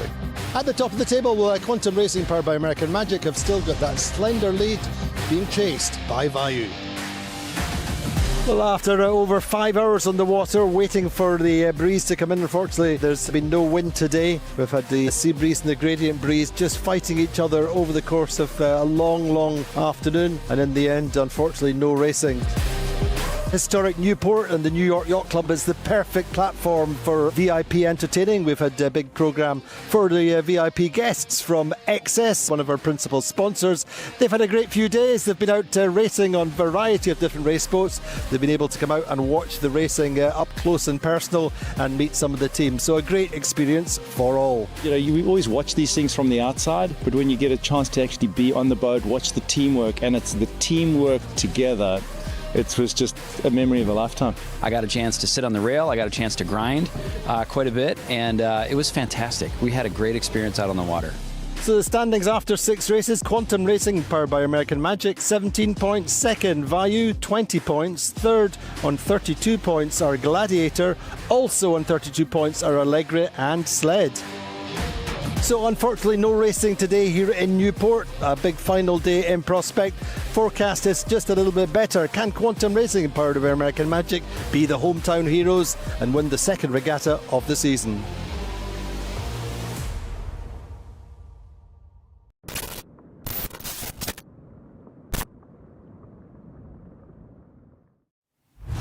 The final day here in Newport, will Quantum Racing, powered by American Magic, go on the water with a 3 points lead. Now, of course, last season they came close to winning regattas but did not manage to close out on the final day. Yeah, we're feeling good. Getting the boat set up for the conditions, and we're ready to go as soon as they put up the flags.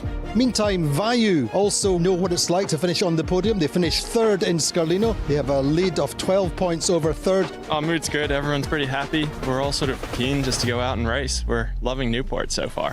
It's a light wind day in prospect. Certainly an initial AP is up, but let's see what happens today.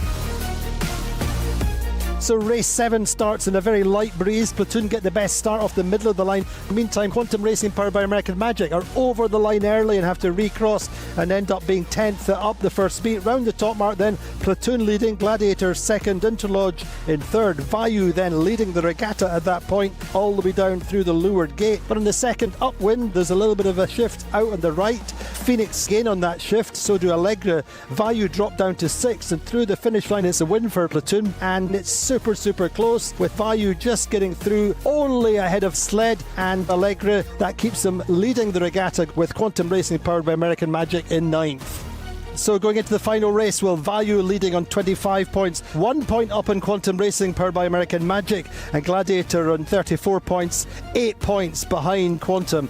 So in the final race, Gladiator make a good start along with Allegre. Vayu are okay in 6th, round the top mark, but Quantum Racing deep in 9th. Down the first run, well, it's still Gladiator leading with Allegre and Paprec. Vayu and Quantum are closed up, and it's very even for the overall standings, and it all goes down to the final run. So at the top mark, the regatta title is in the hands of Quantum Racing, Gladiator leading, and through the finish line, will Vayu just get round inside Platoon, and the regatta title goes to Vayu. Quantum Racing end up in 10th. Well, I mean, it just absolutely blows us away. Totally amazed. I got to say, we didn't expect to be first today. It's just fantastic. It shows hard work, never give up, always works and always pays off. Oh, it's been amazing. I mean, can't get any better than this. The finish was so exciting, and so until the last meter that we're super excited with this, super happy.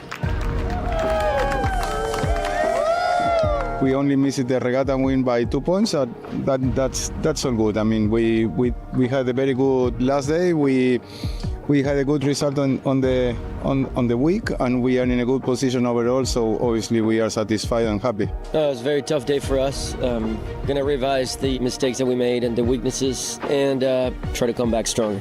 So the final standings for the XS52 Super Series Newport Rhode Island Trophy, it's Vayu winning on 33 points, second are Gladiator on 35 points, and third Quantum Racing powered by American Magic on 36. And the 2024 circuit standings after two regattas, that's Palma and Newport. Leaders are Quantum Racing powered by American Magic on 63 points, second Gladiator on 72, and Sled on 75 points are third.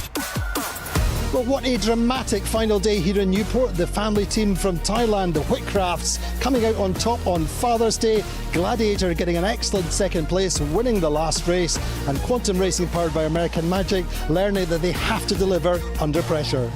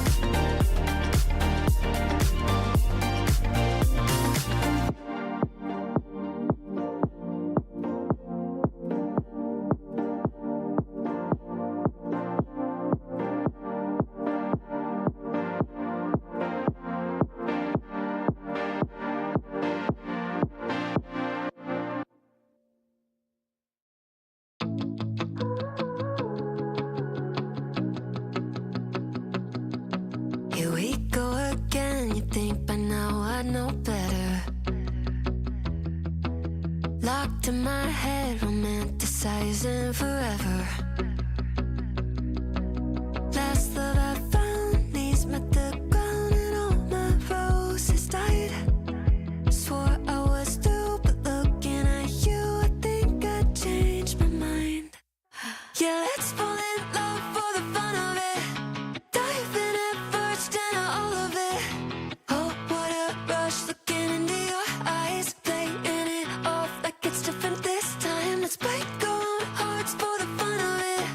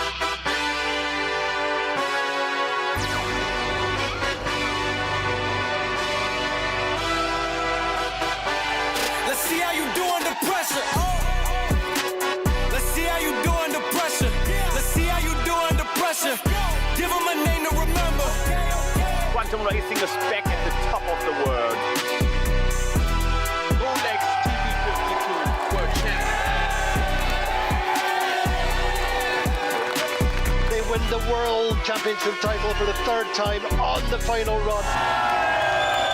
Let's see how you do under pressure. Let's see how you do under pressure. Give them a name to remember. Hey, let's see how you do under pressure. Let's see how you do under pressure. A moment can live on forever.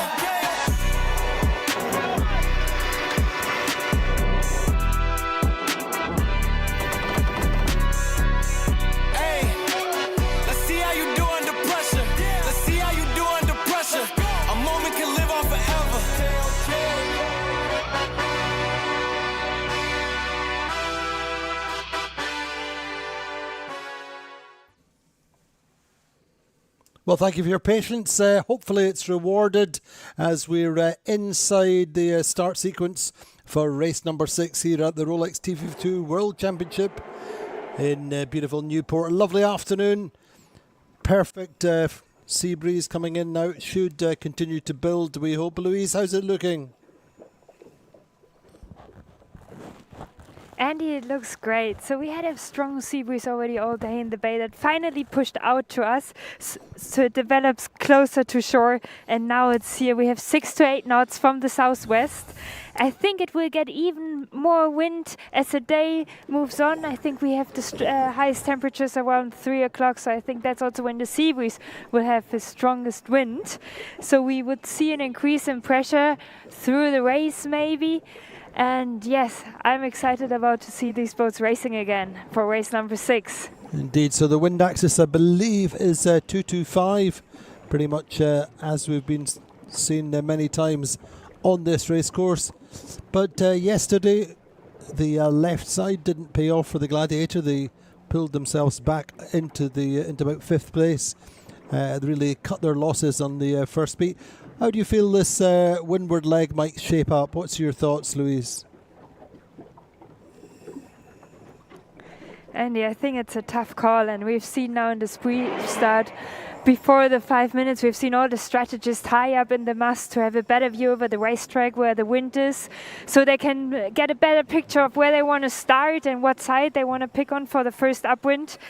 So we have a light but building sea breeze. That means when you're at the outside of the racetrack, you get the fresh new wind first. So that actually wants to make you start at the outsides and go to the outsides. But there you also have the highest risk, because if you go to the left but the right is working, then it's a pretty far way to go all the way back to that side. But we have these little cute cumulus clouds over the land. So that basically speaks for that the closer you go to the shoreline, the more wind you have there. And I think it all depends on if you want to attack, are you happy with your position so far?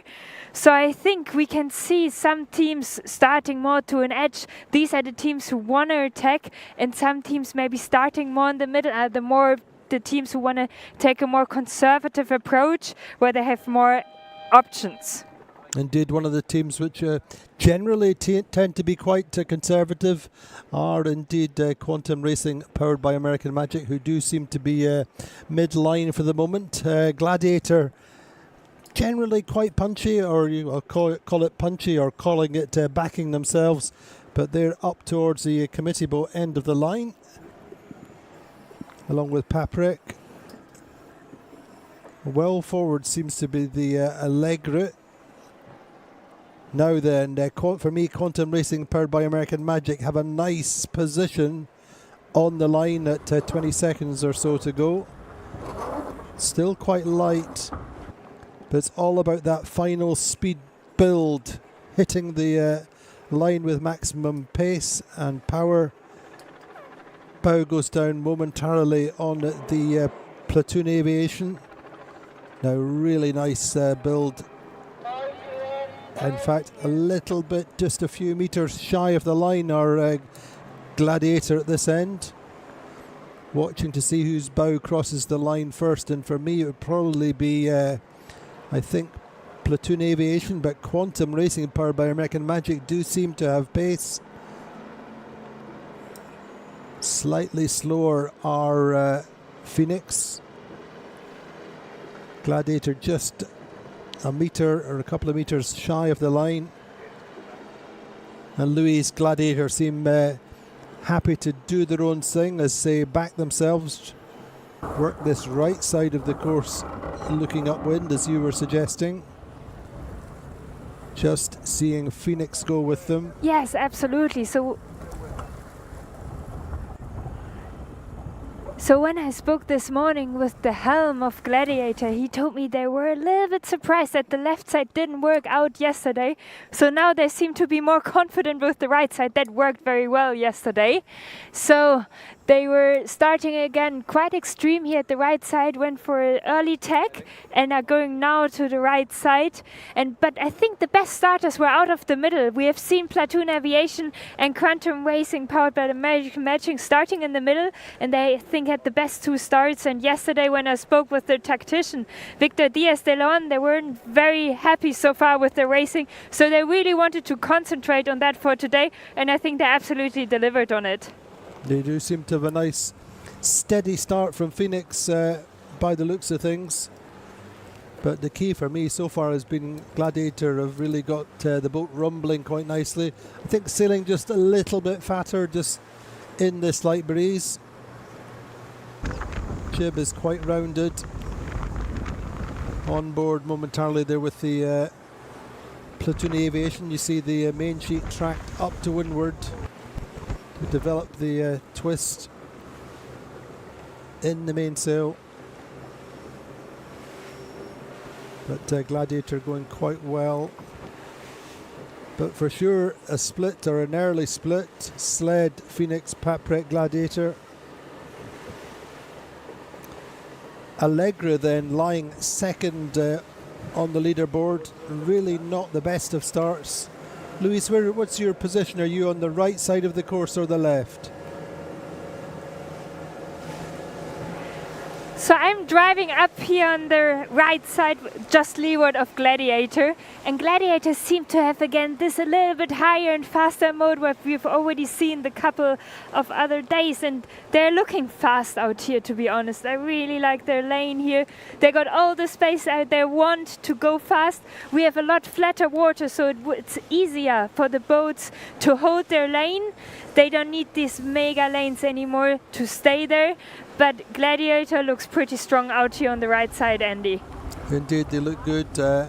Interesting talking to Guiget the other day, just saying that he feels the foils on this boat are a little bit more grip in this light breeze, and that allows you to get height, but apparently also without having too much more drag. So that's one of the things that's working for Gladiator to a point. Of course, it was previously Allegra, and Allegra put a new keel on in their last season with the boat. But also like the look of Sled up to windward, trucking quite nicely. You can see the pressure coming in very gently.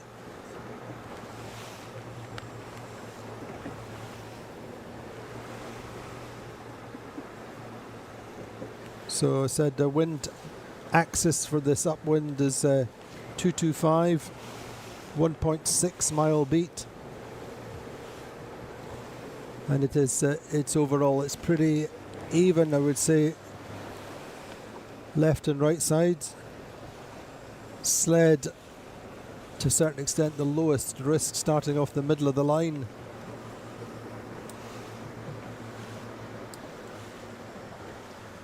Now what's interesting, you can see on the fabulous drone shots, you can see how streaky the breeze is, just these little light patches. And I'm figuring that Quantum have been in a lighter patch. They certainly don't have the legs of the boats to leeward in terms of speed. What do you think, Louise? Andy, I agree with you. It's still quite patchy. So we have some moments where we only have 5 knots and some other moments where we already have 8 knots. So that's a massive difference in wind speed, actually, if you have the double of wind or not. And as most of the strategists have told me from all the teams, in this wind direction, it's the trade-off between having the right bend of wind direction on the right side or having a little bit more pressure on the left side, but you never quite know what comes stronger. So I think it's quite hard for a team to make this decision. Well, am I going over the right and expect the right bend of wind, so then when they tacked on starboard to have this nice shift coming into the mark, or are they going to the left where they in theory should have a little bit more wind? It's hard to say at the moment, and I think we have to be a little bit more patient to wait for the next cross to see what side actually paid off. Indeed, at the moment, I think when you say that the lift on starboard is expected or hoped for, you can see Gladiator have been sailing, I think, kind of quite fat just to get down to it, or where they consider it to be. But for sure, I think at the moment it's one side or the other. I think the middle really is not working for Quantum or Platoon. That seems to be where the breeze is more mixed up and a little bit lighter. On board momentarily with Platoon Aviation. Won that one and only race yesterday, so they come into the day with a little bit more confidence. Vasco Vascotto saying we weren't zeros the day before when they got a 4 and a 9 and not heroes yesterday, but positions changing all the time on this upwind. Just it's a matter of meters here and there. You can see for sure the breeze coming in for sure, certainly building, just looking at Chris Hosking there at the back of the Gladiator. Increasing the main sheet, just talk about ley lines or anyway.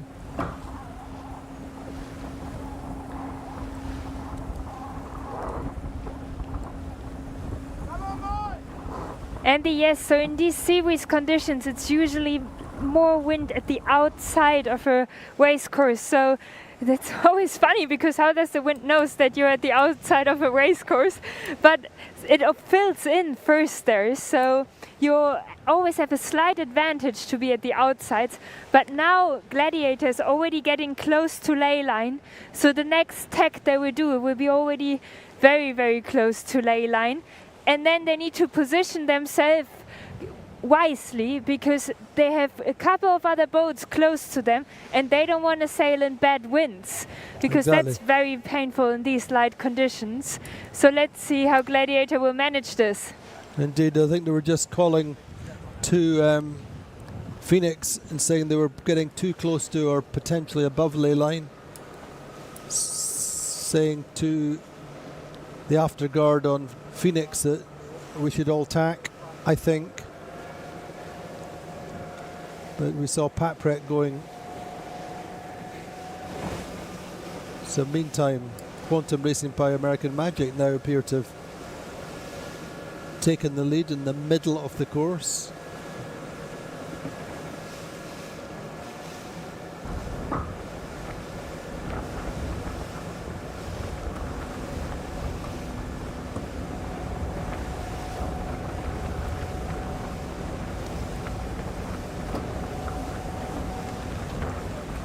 But yeah, positions changing all the time. Now in the middle of the course, you can just see Quantum going quite well now. Not won a race yet. Maybe they can follow Platoon Aviation with a race win, but they seem to have really capitalised on a nice lane of breeze in the middle of the course and really going well, just moving away from the fleet.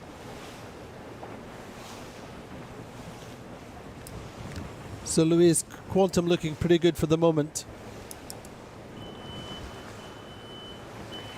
Yes, I agree with you, Andy. At the moment, Quantum is looking pretty good.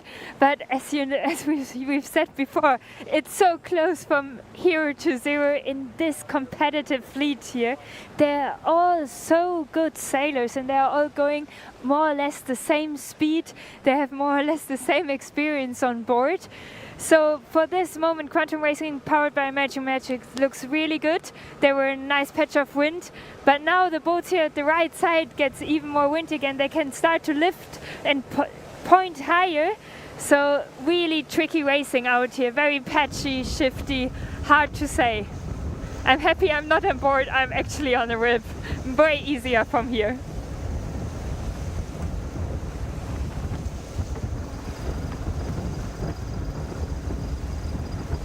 On board with Value, who are a little bit deep in this race.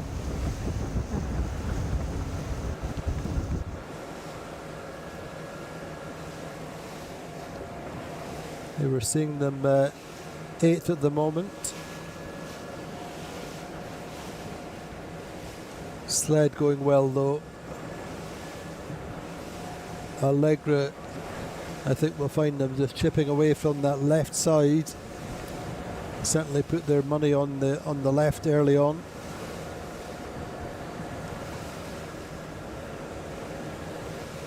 But very close. Gladiator in 5th on this right.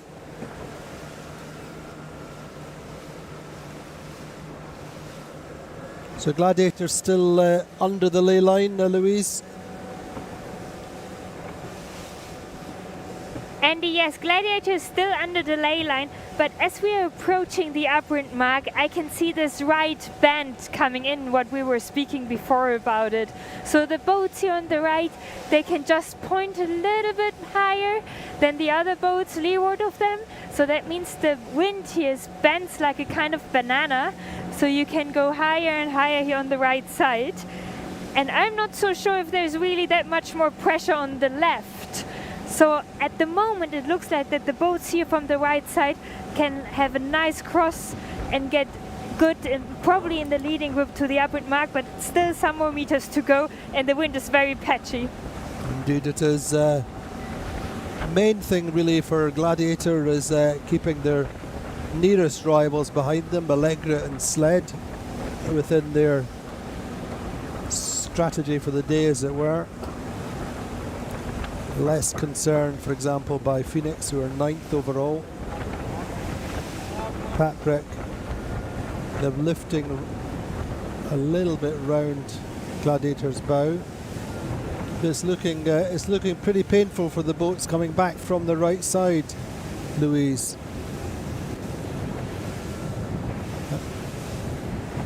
Yes, Andy, so I'm driving up to the windward mark at the moment, and I agree with you. The boats here from the right side, they can almost point at the windward mark now. So when we talked before, I said they're not ley line yet, but now they start to point higher and higher, so they really get this banana of wind. I also like the approach of Quantum Racing before, staying a little bit more in the middle to have some options. So the boats here on the right, they were happy to take more risk, and I think risk will probably pay off with this right shift here.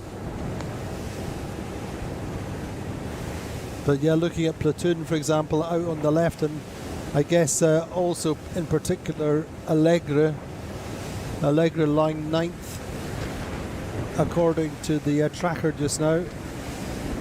But they have quite a long way to come back in this breeze, which you would imagine will head them coming back across on port.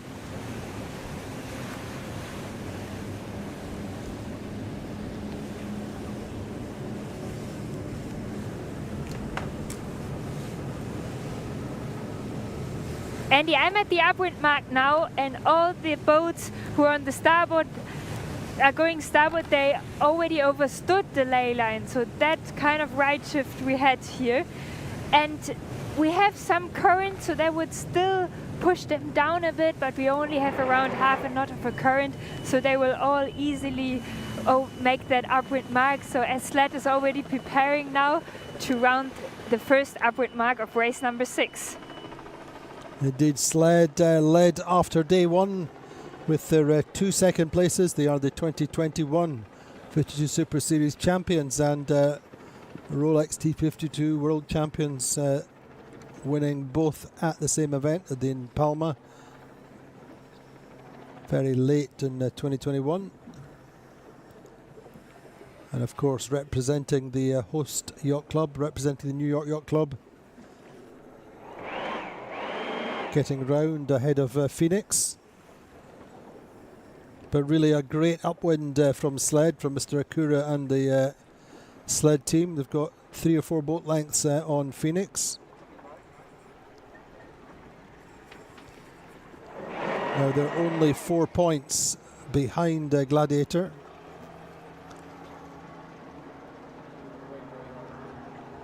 Gladiator's biggest problem, I would imagine, really is going to be Quantum behind them. So overall, still quite gentle conditions.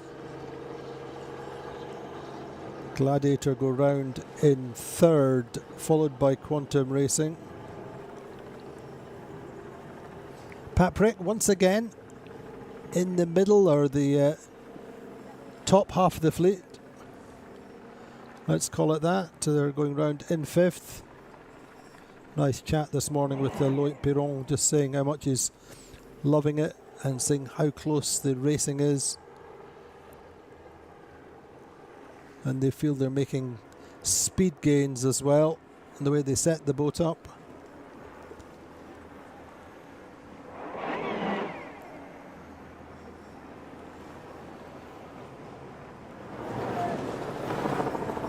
So Patrick, these really are the boats that were mostly on the right, with the exception, I suppose, of Quantum. Quantum were generally in the middle. There's Platoon were further over to the left. And Platoon will come round in 7th.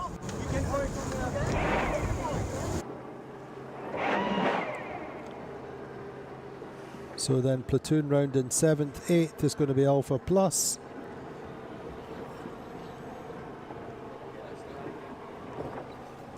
Sorry, Allegra 8th, Alpha Plus 9th, and 10th. Actually, 10th is Allegra. Wow. Team which are lying in 2nd place. Never finished worse than 6th so far. Look to be in 10th. So pretty tough moments for them, but not so for Sled. Sled really called that beat perfectly, didn't they, Louise? I absolutely agree with you, Andy. So Sled started more in the middle and then went windward of the boats, going to the right side, so they had the option to choose their moment to tack out again, and they just perfectly tacked on ley line. The other boats had to extend a little bit more, go a little bit more over the ley line. So they were the leaders out of the right corner and are now also leading race number 6 of the TP52 ROLEX World Championship. And when I spoke this morning with Sled, I asked them, guys, so how do you want to move forward on the leaderboard? What do you want to do? And they were like, they're pretty happy with how the championship is going so far. They just want to improve some little things. And I think this is exactly what they've done so far in this race. Just proved some little things. They knew they were fast, and now they're leading the race.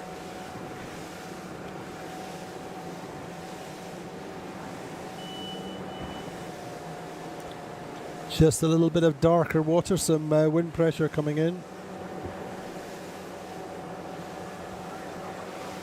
But Andy, and we've seen again a lot of boats setting their Janakers already on the offset mark and then basically going straight into a jibe.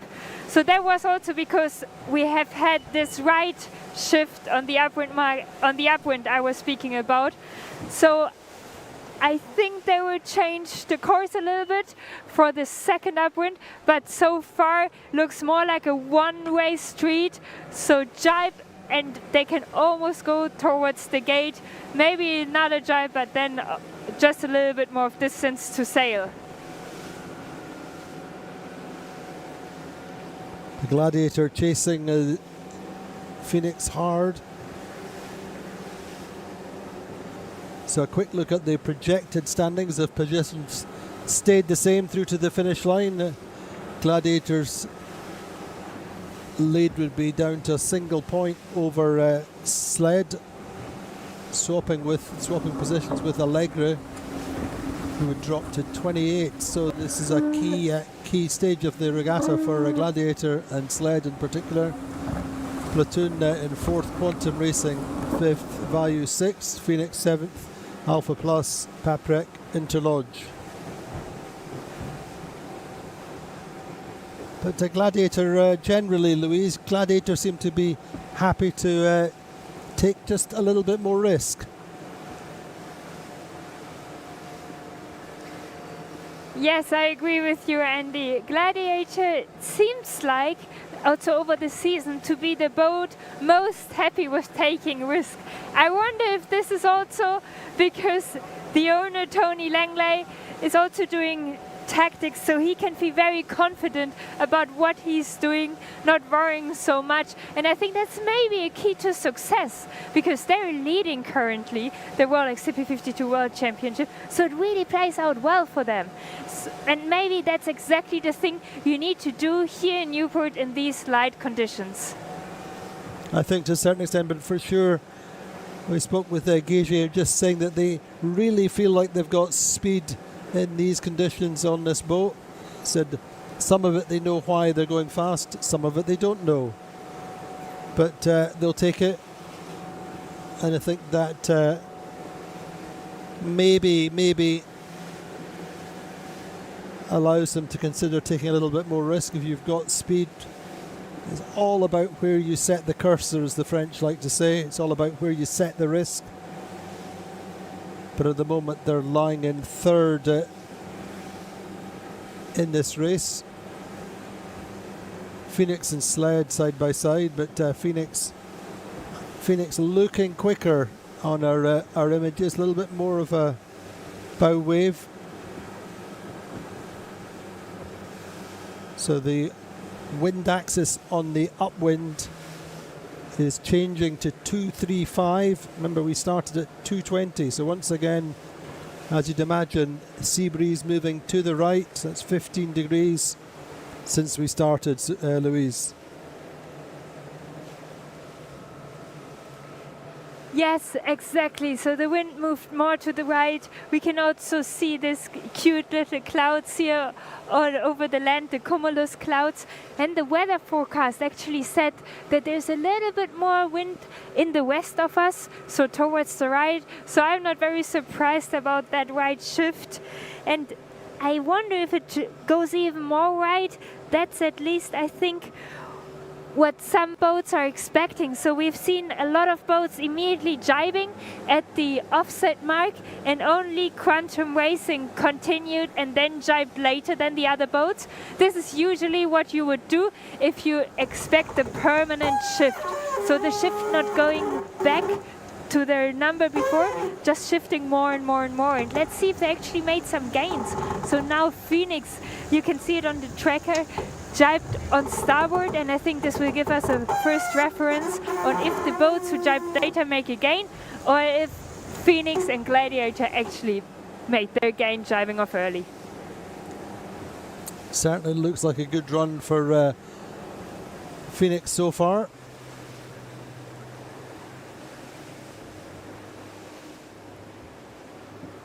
Come down with the breeze, converging just now with Sled. Phoenix on starboard.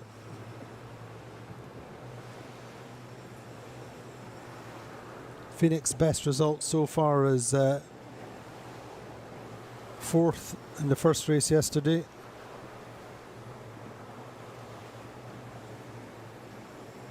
Not won a race this season,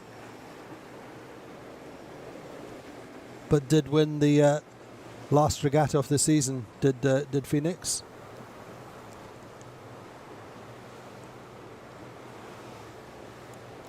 So a nice tussle between Phoenix and Sled just now on this first downwind. Gladiator giving chase. Quantum out on the right of the downwind.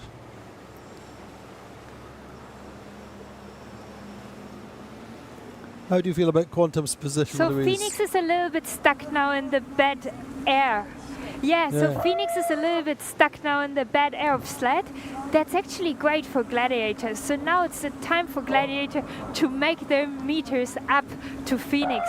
So I think I wouldn't be surprised if I would see Gladiator a lot closer at the gate to the boat in front of them. And Quantum positioned themselves a little bit more conservative. They've jibed on top of this group. I think this is because they saw that they couldn't get any closer. They weren't strong enough on Gladiator to jibe exactly on them, as Sled did on Phoenix. And now we also have a shift and a bit more pressure coming down, so the boats can actually already make the gate. The gate is very tight as well, so not a lot of place in between these boats. And I wouldn't be surprised if a lot of boats go again to the right side, Andy.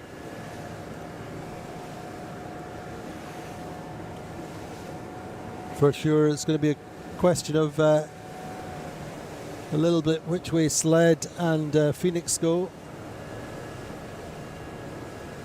and how much, once again, how much risk do Gladiator want to take.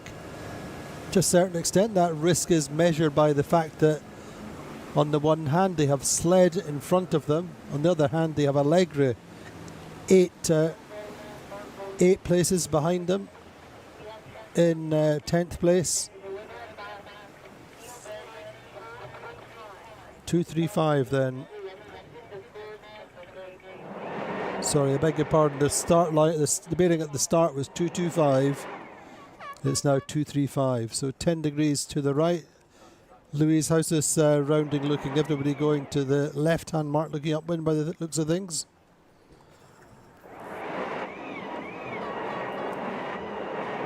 Yes, Andy, it looks like that most of the boats are going to their, if they look downwind, right side.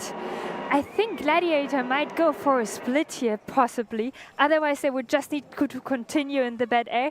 And for me, also, the mark Gladiator wants to take looks a little bit favored, but I'm sure that their navigators might know more than I do. But yeah, Gladiator is taking the other mark and has immediately free wind with that. And Phoenix need to follow Sled in bad air.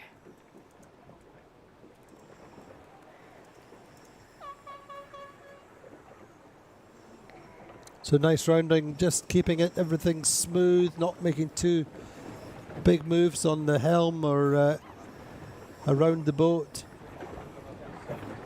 Seeing Sled going on for 50-60 meters clear of the leeward gate mark and then tacking, giving themselves a weather position on Phoenix. And Gladiator happy to go round the other mark and stay with the right. So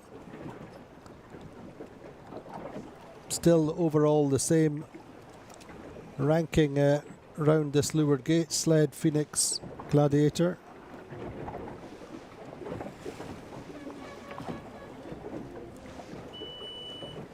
Paprick holding in nicely in fourth.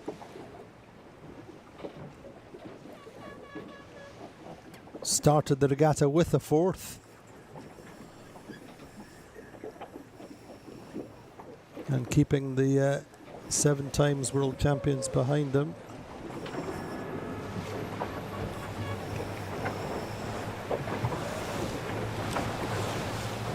Platoon then in the second half of the fleet with 6th.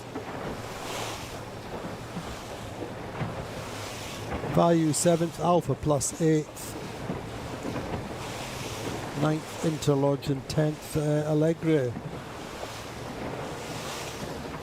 And unfortunately,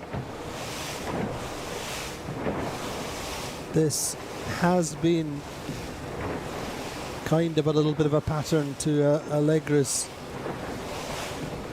inconsistency. They're super consistent, and then just have one little aberration, one visit to the back of the fleet or near the back of the fleet, and that costs them, but not such a problem when you look at the overalls for the season. But in terms of trying to finish on the top step of the podium, or indeed on the podium. Really, an 8th, 9th, 10ths are super expensive. Meantime, looking at Platoon Aviation going upwind with Quantum Racing powered by American Magic on their hip. Breeze is built nicely. Jordi Calafat then, 470 gold medalist and America's Cup winner. Strategist, won the 52 Super Series with Quantum previously.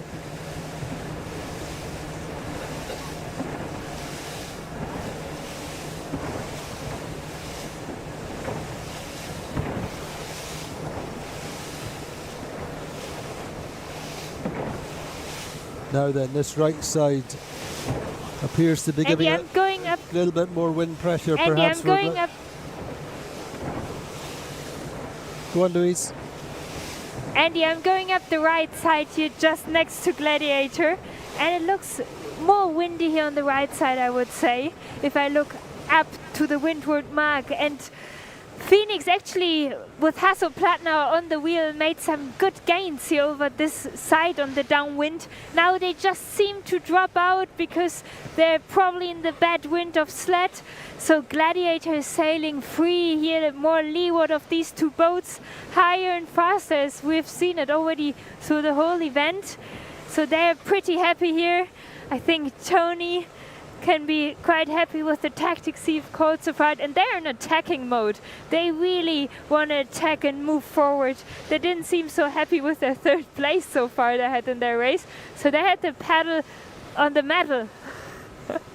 They did indeed. They continue to do so. As you said, Phoenix really couldn't live in Sled's gas there for very much longer. Have to take themselves a little tack to windward just to clear their air on Sled.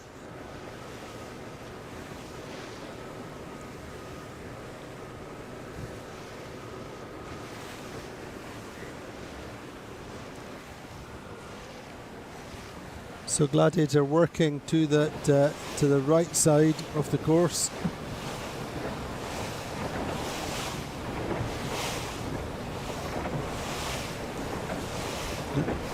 And I'm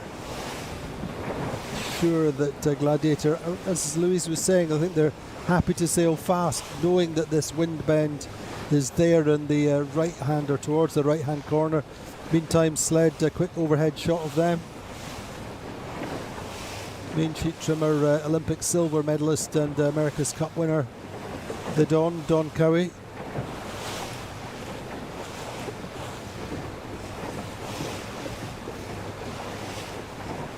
Just pacing Gladiator just now. And it was interesting the other day, I was asked by one of the teams to compile an inventory of the different top results for the different teams. That's to say, wins in the America's Cup, the Olympics and the Ocean Race. And by far and away the team with the most top level successes is Sled. But when you have Murray Jones with 5 America's Cup wins,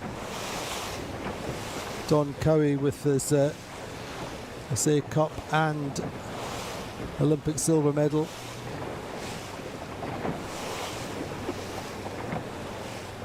And a few others through that boat. They have a pretty outstanding crew, and they are leading at the moment then.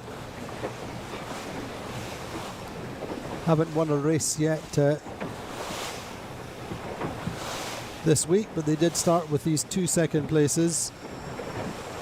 Didn't win in Newport last month, but won race 4 in Palma, where they finished 4th. Finished 4th here last month. And the race winners, sorry, the race leaders just now, Sled, are 3rd overall.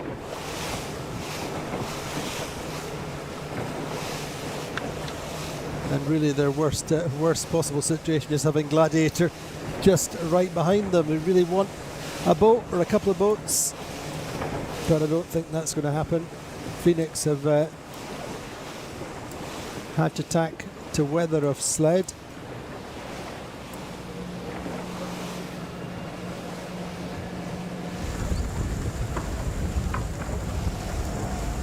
Quick little on board with Alpha Plus. Great to catch up with these guys earlier on today. Leo Takahashi, the helmsman, and Tom Burton, tactician.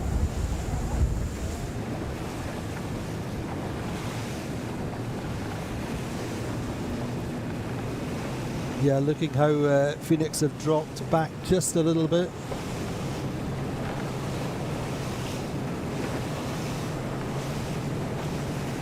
Now about 150 metres or so behind the top two. So Louise Sled very much in control of this race for the meantime, but to a certain extent it will depend on this starboard tack bend, little shift or little gain, the banana effect as you were saying earlier on. But for sure Sled are kind of in control of Gladiator in the meantime.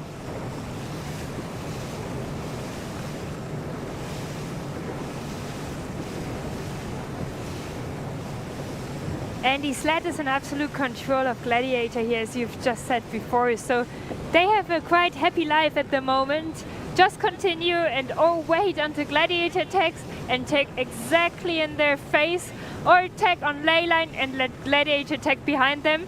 So that's actually the life you want to have in this moment here, because you can only control what you're doing, you can't really control what the others are doing. Only Sled can absolutely control Gladiator here. And they're also happy because all the other boats are following them. So you can see all the boats on the track are actually going to the right side, following Sled and Gladiator. So no worries on the Sled boat at the moment. And when I spoke with them this morning about what they think about Newport, they actually were loving life here in Newport and loved the sailing city with the historic sailing story behind the city. That's right, very comfortable here. We've been here many times before with different classes, and as I said, Mr. Akura and the team sail Mr. Akura's 12 metre.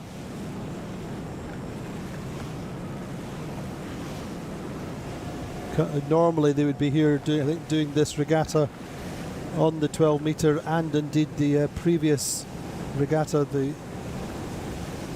This is Race Week, sponsored by ROLEX. So they would normally be here otherwise on Mr. Akura's 12 metre.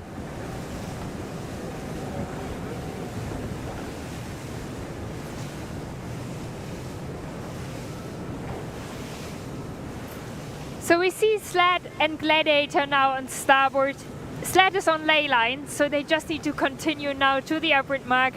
Beautiful life, tacked on ley line. Gladiator had to tack quite fast with them because they're already on a pretty fat ley line, so they can sail fast now, and they're extending their lead with this move. So there should be happy faces now on the Sled boat, and if they don't let Gladiator pass them anymore, then that was a very nice sailed happy race for them. Indeed, the afterguard on the Sled is Murray Jones, Edo Stead, Andrea Vicentini, and Mr. Akura has the original Freedom 12 metre, finished second in the Worlds here last year. They very much are the core Sled team are on board.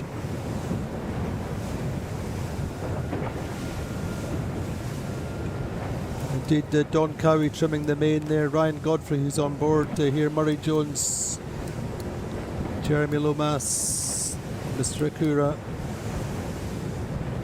and the bowman Ivan Poit.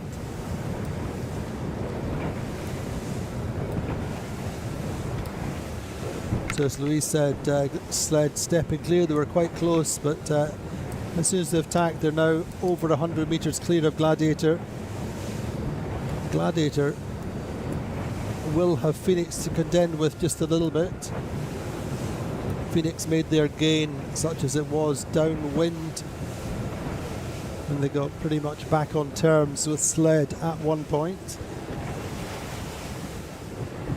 So Louise, we think there'll still be some gains to be made downwind.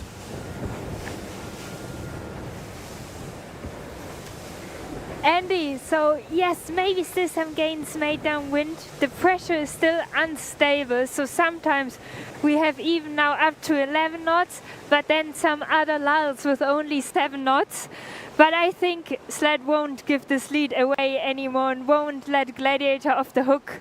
There was a pretty aggressive move. They really went far over the ley line. We see Phoenix below them, and even Phoenix is still making the ley line. So they really wanted to stay here in control of Gladiator, are extending their lead, and I think they will just match Gladiator now and see what they will do. Probably go for an early drive because that white side paid off again, but I'm sure they won't give a chance to Gladiator anymore. That's right. I mean, that's the classic kind of cat and mouse move where Sled will sail Gladiator above the ley line, knowing the Gladiator have to go with them. Less concerned about any meters gained, and in fact you can see what's happening now is that because Gladiator have had to come up with and follow Sled to a certain extent, now you have Phoenix coming up almost into the lee bow of Gladiator.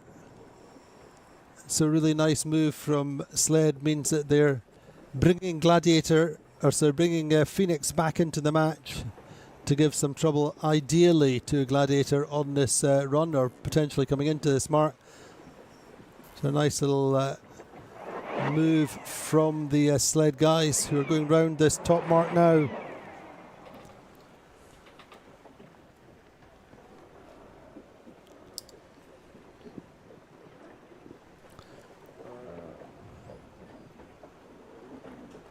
However, it is Sled round first, Gladiator second.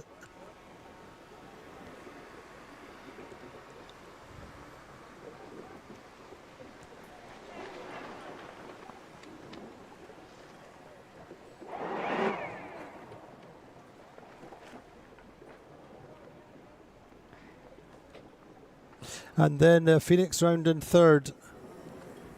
And really quite a big gap between the third place boat and the fourth, which actually could be quite close between Quantum, Paprec and even Platoon. How do you see this next bit coming, the next three boats, Louise? Do you see Quantum making a gain coming in from the I think port side? Actually, for me, Quantum lost a little bit. Platoon really? here going all the way to the ley line is probably the winner out of this little pack here. But we had a little bit emotional situation on the top three leading boats. We can see this on the tracker and talk later about it. Let's focus on this upward mark now. It did with Platoon then squeezing around the bow of Paprec. As Louise said, getting out to the ley line. Paprec just underlaying very slightly. And again, that's and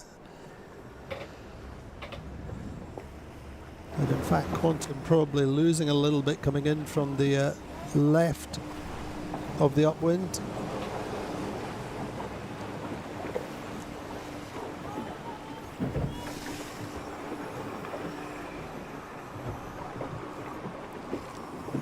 Interlodge getting into the this group.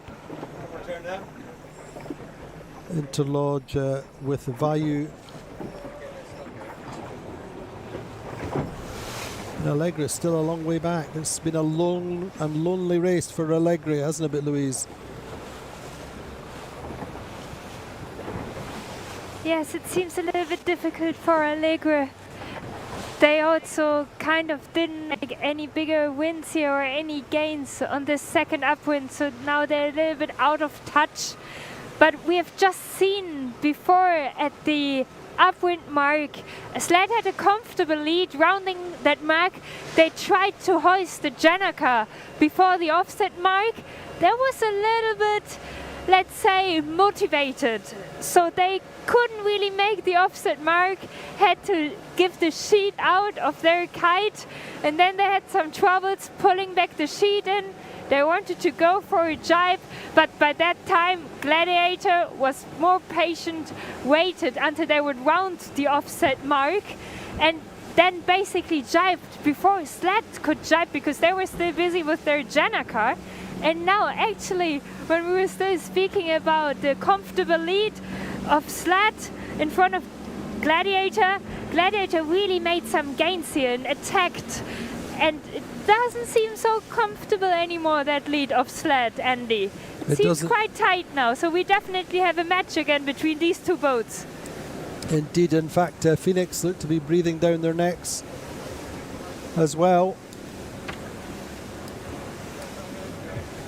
Provisionals then at the moment.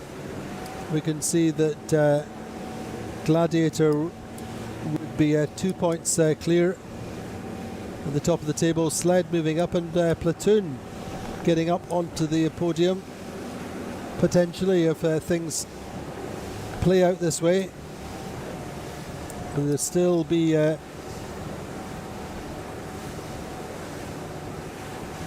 still be 9 points behind the regatta leaders. Gladiator going on the water with 17,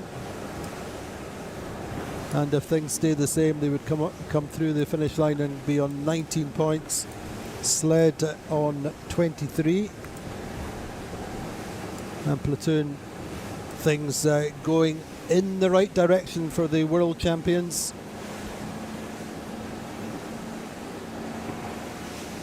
This is race 6, a 3-race day, or a potential 3-race day. A lot can happen. I mean, in that case, you know, psychologically, Louise, it's hard for Allegri when you're so far behind in a race. Obviously, the points hurt your standing, but psychologically, it's hard to come back. Just completely reset for the next race. Yes, Andy, absolutely. I agree so much with you. It's hard to come back and to reset your mind. And this race in particular, I felt it was such a one-way street. It was always coming to this right side, and all boats would follow them.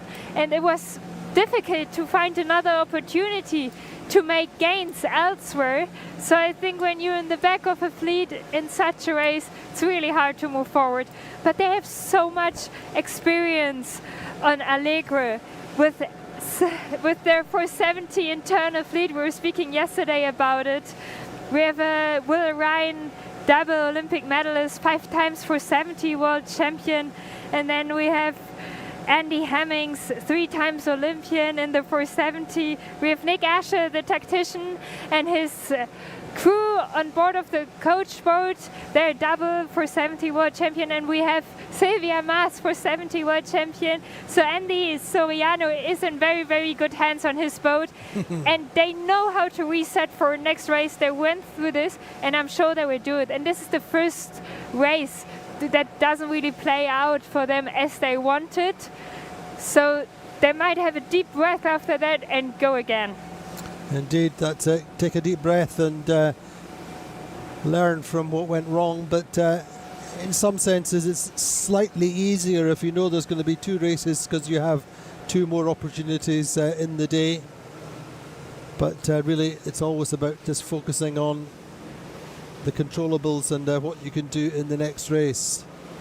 But in the meantime, Sled quite comfortable relative to Gladiator. Gladiator have to protect against Phoenix. Phoenix, of course, Ed Baird, double America's Cup winner and many times world match racing champion.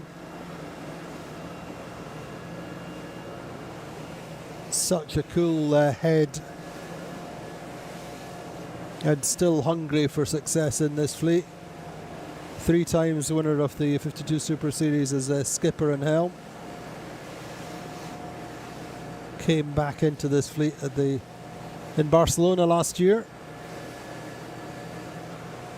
As I said, I think they finished 4th in that first regatta with Ed back, and then won in Puerto Portals at the end of the season.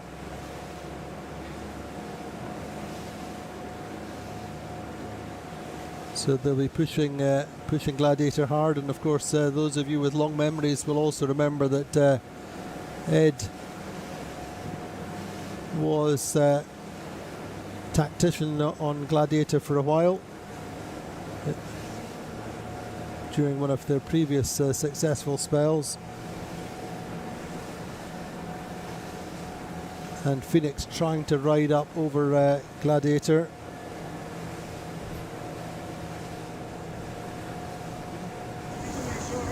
On board with platoon then. Vasco, a bundle of nervous energy with his nice new shoes. Brand new yesterday for those of you interested in fashion. And I say that because he had bare feet the previous day. Anyway, there you go. Gladiator responding as Phoenix attack. Sled also jibe, Louise. Yes, Andy, I think this is just amazing to watch these boats sailing. You feel like you do a tiny mistake and you immediately have to pay for that, because the other boats are there and they see your mistake and they go for it and they go in attack.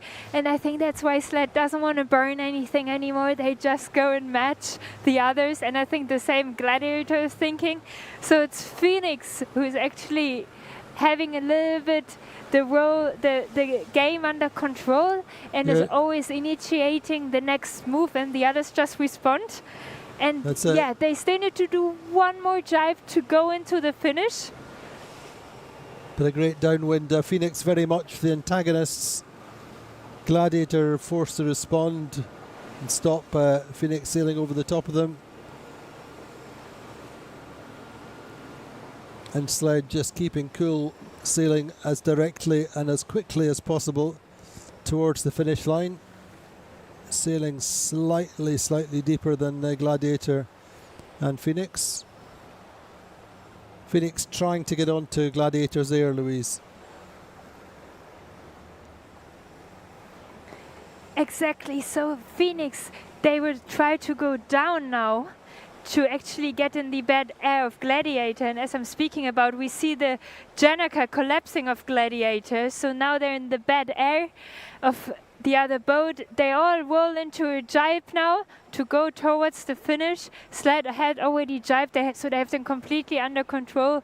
So for me, Sled, if nothing goes wrong anymore, what you don't really never know in these boats, then Sled should be the winner. But we can still see something between Phoenix and Gladiator, because Phoenix is attacking. Phoenix are attacking. Gladiator just maximum concentration from the trimmers. This is when you really have to stay super coordinated with the helmsman. You can see the kite is just on the edge. And I think Gladiator actually just moving very slightly clear of Phoenix. In fact, it's quite a long way round for Phoenix to sail over Gladiator, but at the moment this race looking like it's going to be a Sled win.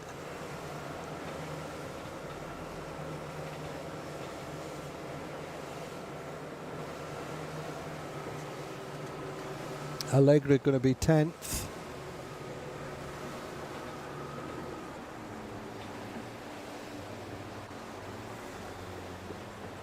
Which unfortunately is going to drop them down the table.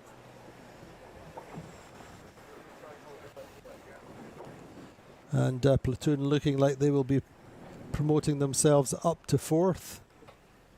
But a nice moment for the Sled team, as I say, representing the Newyork Yacht Club. Would be just as much of a dream finish for them to win on home waters. Coming through the line now, and so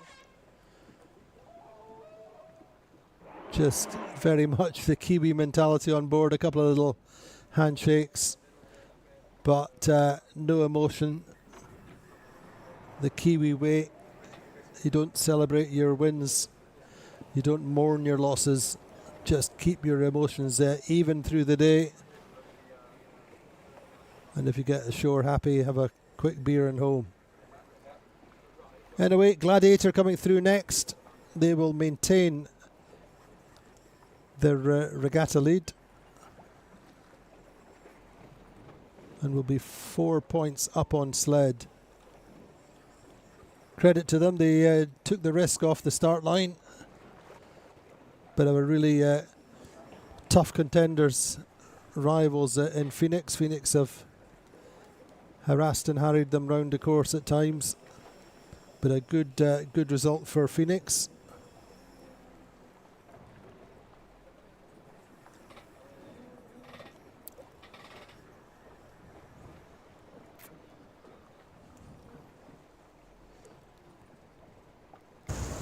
So Phoenix is third, their best score of the regatta so far.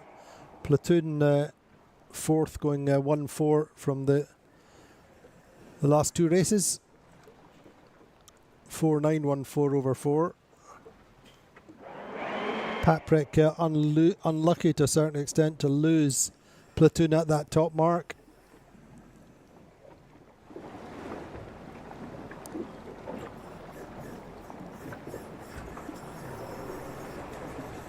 But a fifth place for Les Bleus.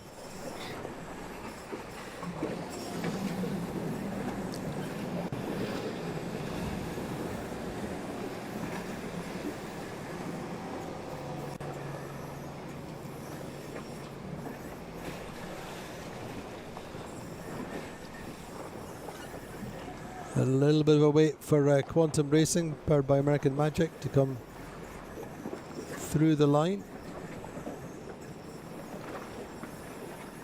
Although Interlodge coming in from the right with pace. For me, Quantum not calling this on the making jibe, and Quantum may lose out to the second of the New York Yacht Club teams. Interlodge, and indeed they do.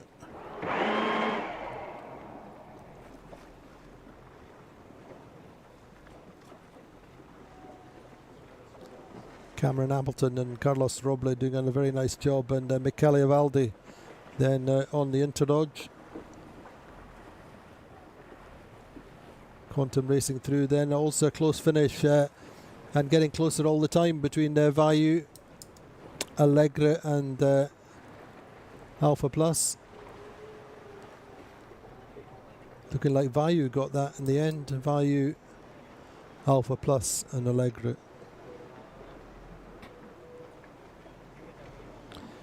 So good race for Sled. Not so good for Allegre, who were lying in second place going into this race. He will drop down the leaderboard. Gladiator managing to stay super consistent. They've had these 3 wins, a fifth and now a second. Happy to back themselves, as we've seen consistently through this season. They have pace, but really a really accomplished win for Mr. Akura and the team on board Sled. And Platoon going in the right direction. So Louise, yes, Platoon going in the right direction, moving up onto the podium, I think, for the overall positions now. Better race for Platoon, coming back after a nice win yesterday, backing it up with the 4th there. And yes, Platoon Aviation really managed to sail themselves up in this race. They didn't look so good on the first upwind mark, but they just kept on fighting. Boat by boat, I think, was probably the call on their boat to move forwards, and they did it. First Quantum Racing and then Patrick, and then they finished 4th. Basically winning this little group. They still could win because the first 3 boats Phoenix, Gladiator and Sled were out of touch, and they did that by actually going on the right side on the ley line. The other boats undertacked that ley line, and that's how they secured their 4th place. I think Hamilton Express is quite happy with that result. He told us in the beginning of the event that a 3rd or a 5th or a 4th are keepers for him. So probably happy faces on Platoon Aviation so far. Indeed, they were actually 7th at the top mark. First time up were Platoon, then got up to 5th or 4th actually on the downwind, and then we saw them coming in nicely at that top mark to finish in 4th place. So let's have a look at the leaderboard after 6 races. And it's a Gladiator on 19 points now, 4 points clear. It was 1 point going into this race, so very much benefiting from the misfortunes of Allegra, who got that 10th place. Sled very much in contention, then in 2nd and 23 points. 5 points further back is Platoon Aviation. So you consider that Gladiator's lead over Platoon is 9 points. And really Gladiator going in the right direction. They only had that one bad race in the first race. Otherwise, they're really spectacularly consistent. Then Allegra then dropping to 4th from 2nd. Value 5th. Quantum Racing, powered by American Magic, are in 6th. They were 7th going into today. Phoenix in 7th. They were 9th going into this race. Alpha Plus in 8th. Now they're dropping from 6th. Paprec 9th and Interlodge coming away with a 6th are in 10th place. So interesting racing, good racing action all the way through. It's not super high speed, but it's very exacting, very precise, and it's all about starting and getting the level of risk correct, and Gladiator and Sled in particular did that. Really, really nicely sailed all the way around the course. So that's our standings at the moment. To say Gladiator increasing their lead. We're going to take a little bit of a break, and we should come back with the 2nd race of the day. Fingers crossed for 3 today, but that's going to be a bit of an ask. But looking at how late Maria was prepared to keep the fleet racing yesterday, then you never know. Catch up with us in a few minutes. Palm Beach Motor Yachts is proud to support the ROLEX TP52 World Championship. The competitive spirit and drive for excellence is at the heart of all Palm Beach Motor Yachts. It's a privilege to showcase our 2 flagship models, the beautiful Palm Beach 70 and the exhilarating Palm Beach GT60, built using our proprietary V-Warp technology, delivering class-leading speed, performance, and unrivaled fuel efficiency. Experience a true yachtsman's powerboat. PalmBeachMotorYachts.com.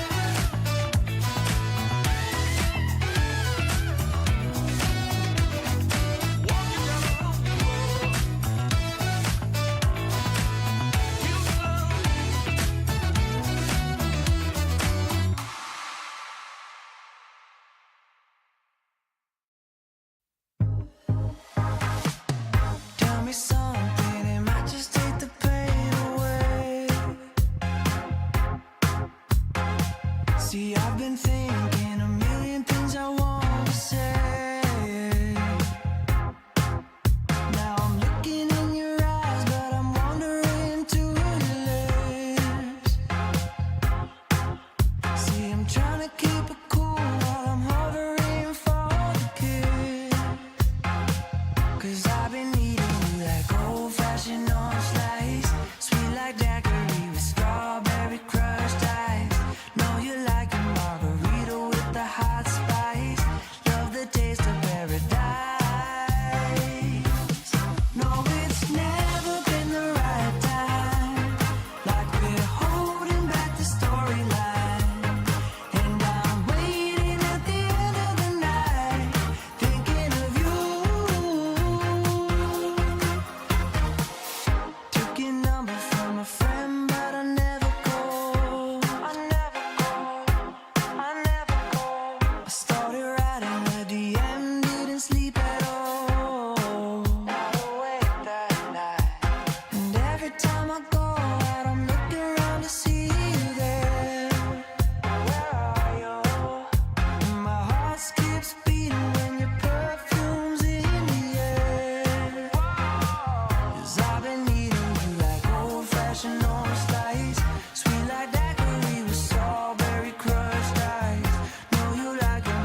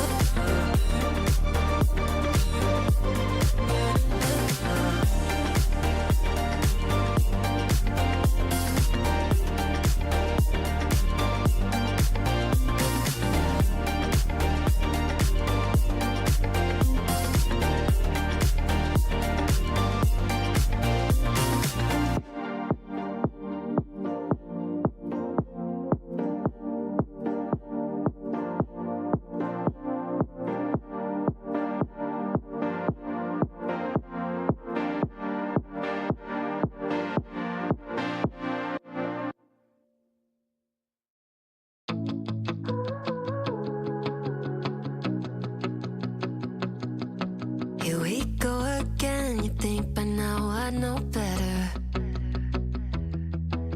Locked in my head, romanticizing forever. Last love I found, knees met the ground and all my roses died. Swore I was through, but looking at you, I think I changed my mind. Yeah, let's fall in love for the fun of it. Diving at first into all of it. Oh, what a rush, looking into your eyes, playing it off like it's different this time. Let's break our own hearts for the fun of it. One look and I'm dying to run the risk. I'll live in your head for the rest of your life. Oh, won't you be my hopeless Valentine? My God, don't we look good together? I should be running away, but so what, whatever. Oh, last love I found, knees met the ground and all my roses died. Swore I was through, but looking at you, I think I changed my mind. Yeah, let's fall in love for the fun of it. Diving at first into all of it. Oh, what a rush, looking into your eyes, playing it off like it's different this time. Let's break our own hearts for the fun of it. One look and I'm dying to run the risk. I'll live in your head for the rest of your life. Oh, won't you be my hopeless Valentine? Oh, won't you be my hopeless Valentine? Oh, won't you be my hopeless Valentine? You're a bad idea. Oh, but every time I see you, all reason and logic cut their losses. Yeah, let's fall in love for the fun of it. Diving at first into all of it. Oh, what a rush, looking into your eyes, playing it off like it's different this time. Let's break our own hearts for the fun of it. One look and I'm dying to run the risk. I'll live in your head for the rest of your life. Oh, won't you be my hopeless Valentine? Oh, won't you be my hopeless Valentine? Oh, won't you be my hopeless Valentine?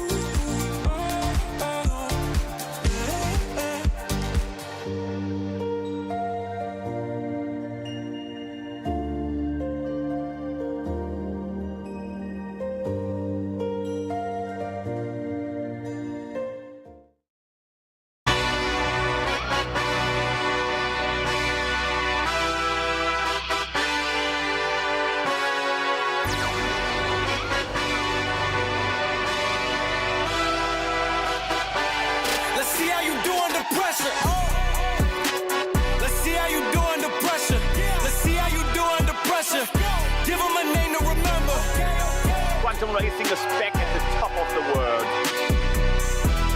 ROLEX TP52 World Champion. They win the World Championship title for the third time on the final run. Let's see how you do under pressure. Let's see how you do under pressure. Give them a name to remember. Hey, let's see how you do under pressure. Let's see how you do under pressure. A moment can live on forever.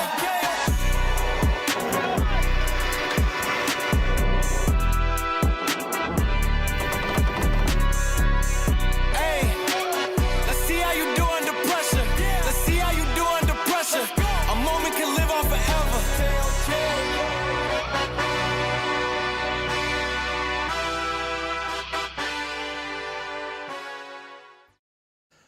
Welcome back to Newport, Rhode Island. A beautiful afternoon here coming into the weekend with Gladiator now 4 points clear at the top of the table ahead of Sled, the 2021 World Champions, and the reigning World Champions Platoon Aviation Harmuller Spears team going 1-4 from the last two races to move up into third place. Allegra then, unfortunately, a 10th place for them, dropping them to fourth, and conditions looking better all the time, Louise, for race number 7. 10 knots of breeze, something like that. Louise, it looks good. Andy, yes, breeze looks good. We have 8 to 10 knots now. The wind is coming from southwest to 40 degrees. And I think we are now at the peak of the sea breeze. So this is the highest temperature. We have 4 o'clock local time. So I don't think it gets any hotter, so that means the breeze doesn't develop anymore.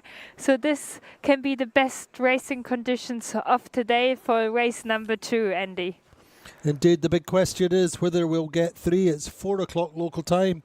Each race takes an hour and on average half an hour turnaround time. So I would say it's marginal, but you never know. But Gladiator very much in the box seat as far as this World Championship goes, being pursued by 2 past World Champions. And Platoon starting to find their form. And a good solid race for them. But Gladiator very much leading the regatta on board there with Harmuller Spear and the Platoon Aviation team. Just watching the dynamic there between Vasco Vascotto and Jordi Calafat down to leeward.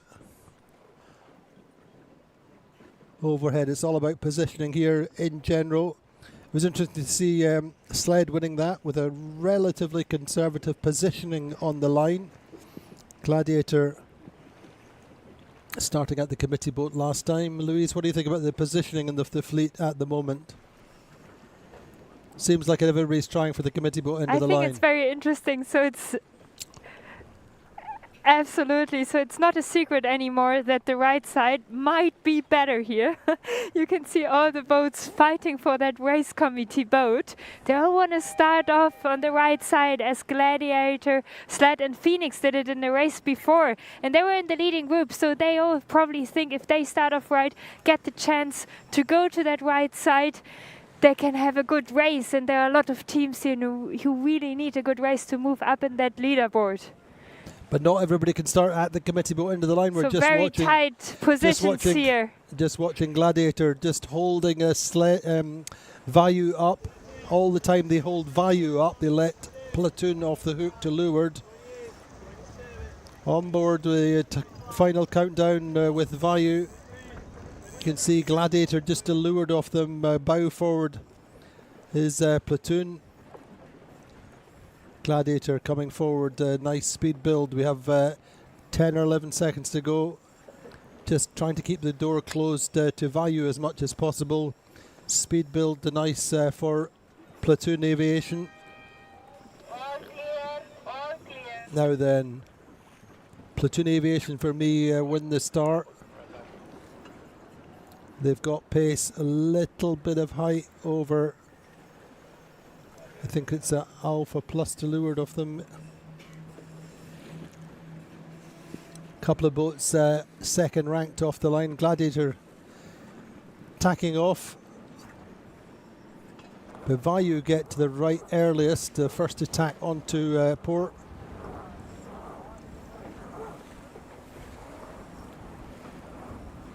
But Platoon with options, really, Louise. I think they were started with the best pace for me. Quantum.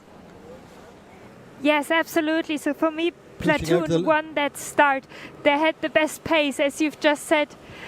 Gladiator was playing a little bit too long for Vayu to have the perfect speed up to go full power over target above the starting line. Platoon was focused on their process and nailed that start.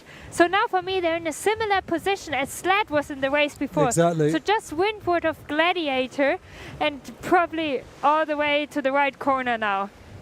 Indeed, exactly the case. Platoon started best, give themselves options.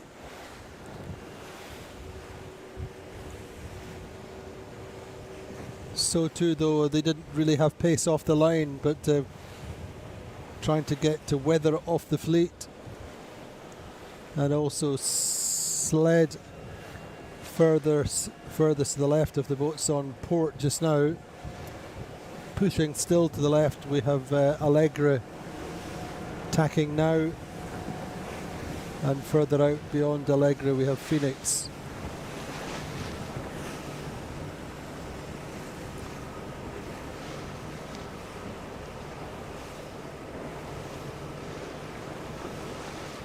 So wind angle very, very similar, I think. And yeah, I'm driving up the right side here with... Go on, Louise. With Gladiator together. We're driving up here, leeward of Vayu. And it seems like that Gladiator is pulling off their higher and faster mode again. And I wonder how long Platoon can live in their lane. It looks tighter and tighter for them. They weren't so happy over the events with their speed. They could have a nice mode when they were sailing free. They weren't so happy when they had to hold a tight lane. So I'm not sure how long Platoon can still live there. Indeed, and it's going to be expensive if they have to tack off, because they'll have to take the sterns of the boats to weather off them. Just watching on board just now with Platoon. Vasco just thinking what he wants to do. Trying to get Harm to keep fast without dropping into a Gladiator.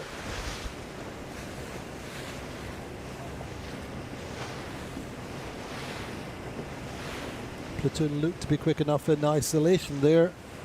As Louise said, it's really when they come up against,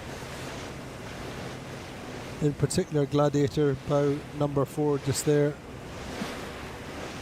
And Vayu a little bit pinned on this right side, but I think they'll be happy with that. And in the end, Platoon tack off. Very much now leaving Gladiator to their own devices, and really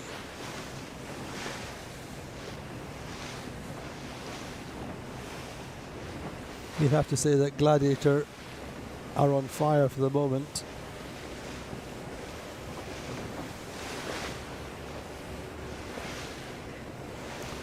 So what do we think of Platoon's position? I guess happy faces on Gladiator now. Tony Langley has all the free options he want to have now. So they're in a better position than the race before, where they had Sled covering them, controlling them. Now they can do whatever they want, tack whenever they want. What's really nice for that boat here. And yeah, I think Platoon, they had such a great start, couldn't really hold their lane. It's always a little bit frustrating, to be honest, if you're on the boat of Platoon, because you're just trying your best, but you're just not going as high, as fast, and that was probably the critical moment of their race. But let's see, there's always a comeback. But at the moment, it looks brilliant for Gladiator. I would like to be on that boat. If you're just higher and faster at that one time on a world championship, it makes life just so much easier. You have the feeling you all the time sail with a very, very happy boat, and we always like happy boats. We do indeed, but just interesting, as you said, nowhere for Platoon to go. They've cleared their lines as much as possible, but when the race course is right-handed, they don't want to go further left to get a clear lane behind Alpha Plus and Quantum. Sled seem to have pace on Quantum and Alpha Plus, have some options and going quite quickly. Breeze seems quite nice. Louise, maybe 10 knots or a little bit more. Certainly fully powered up. Yes. We have a nice wind here now, so we have some small waves rolling in, I would say 10 knots. So really the boats are powered up, the full crew hiking. They are all stretched their little toes to get the maximum weight out, because it's a world championship for them.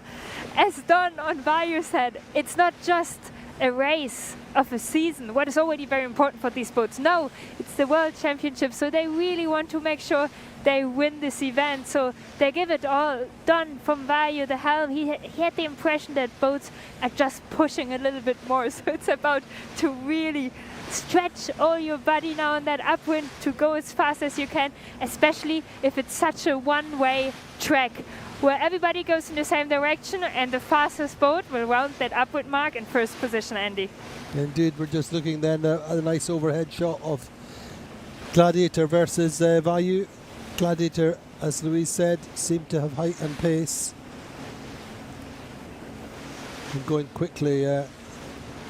These are the top two boats at the moment, according to the tracker. Sled won the previous race, in third just now.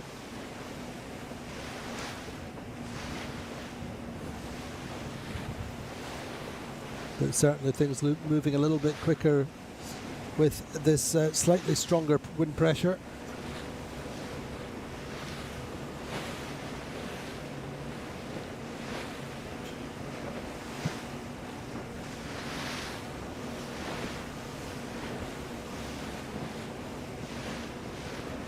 Quantum versus Sled on the left side of the track on board with Andy Soriano's Allegro.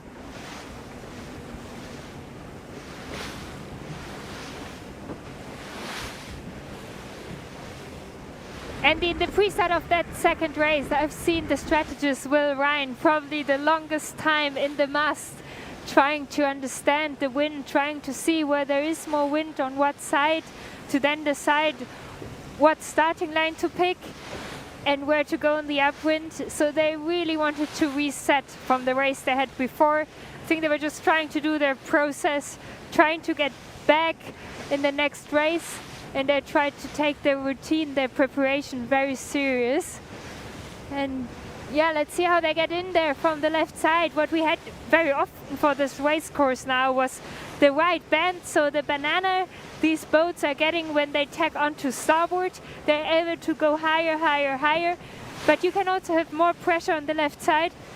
So I think with that split, we can get a good view again what will work better. And as I'm speaking about, Tony Langley is tacking. We were just getting that as you were saying it. It was interesting because Quantum and Sled in particular are quite high on port, or were quite high on port, and Gladiator choosing to tack, I would say relatively early, certainly not going out all the way to ley line. You want to use the wind bend as much as possible. And again, to a certain extent, you want to sail your opposition. In the case of Gladiator, Vayu further to the right. Paprec will go above them. Paprec tacking into Vayu's lee bow.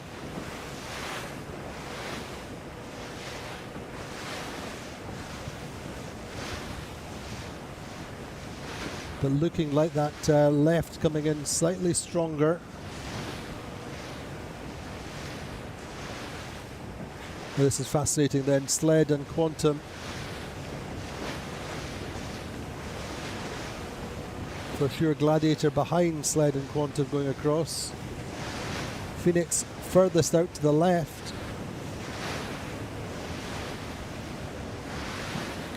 And Quantum tacking.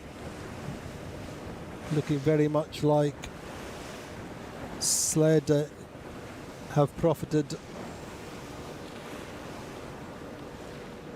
I think, as you said, Louise, a little bit more wind pressure on that left side.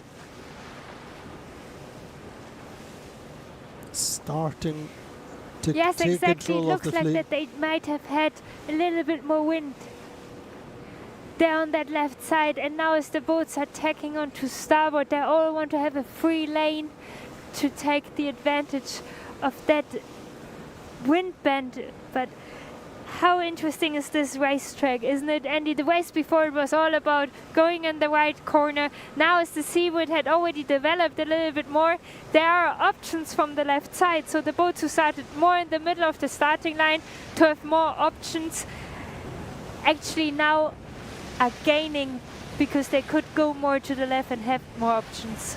I'm really loving the way that Sled have approached this upwind.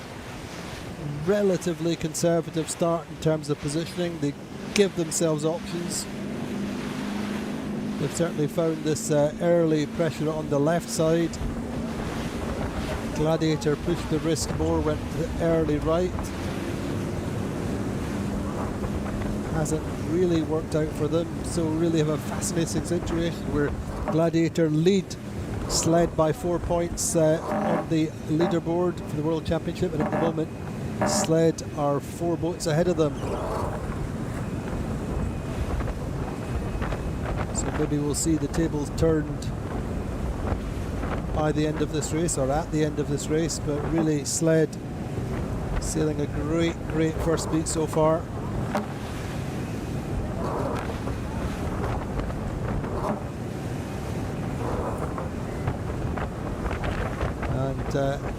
Andy, I absolutely agree with you. It's so exciting now to see these 4 boats in between Sled and Gladiator. And I think it's race number 7, so if everything goes well, we have 10 races.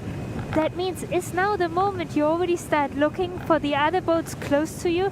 So do you think Gladiator should already have an eye on Sled? I think it's kind of the other way at the moment, to where Sled are keeping an eye on Gladiator and happy to attack from their position. But Gladiator, you know, dropping, I think, this little cluster of boats, this little group, but on the left. Well, certainly the left of the fleet are going best at the moment. Sled and Quantum, Allegra. And who would have thought that the Platoon would be so deep? But that really, as you said, Louise, that was a really critical point when Platoon could no longer live on the hip of a Gladiator and had to tack off. And suddenly, because of that, they're in the traffic. They can't find a lane, and they're down in 9th for the moment.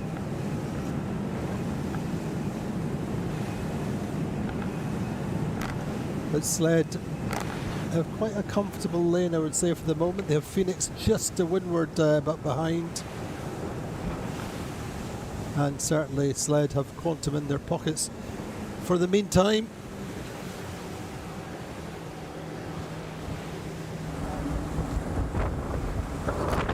But it seems quite even all in all as we approach this windward mark. Still, I think a little bit of bend. I think approaching this windward mark on starboard, just looking at the angle that Phoenix and Sled are making.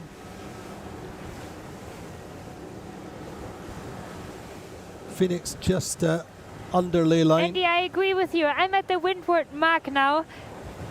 And the boats here on the right, they can start again to point higher. We've seen that the race before. They just point a little bit higher than the boats below them. and I think we will have some nice upwind mark approaches. It's now about traffic management, we call this. So you want to have a clear lane, but most of the boats are already on starboard, so the boats who are not on ley line yet, they need to find a nice position to manage themselves to squeeze inside, and I think we will have some tight situations possibly. We are just looking at Phoenix close to ley line, potentially just a little bit under, and they will make a little gain relative to Sled as I speak. This could be a pretty good day for the Phoenix all in all. Certainly making a nice approach. Say just on or even slightly above ley line. Sled have got a hitch in from port. Just tacking at the little protector mark. Coming in with pace and converging with Phoenix. They should be able to tack inside Phoenix in the end quite comfortably, I think. To a slightly different angle, but actually Phoenix, Sled going behind Phoenix.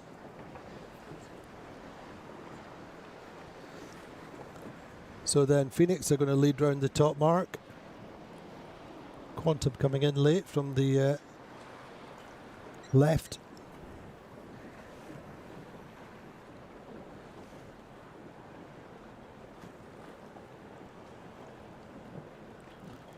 So Phoenix are round in first.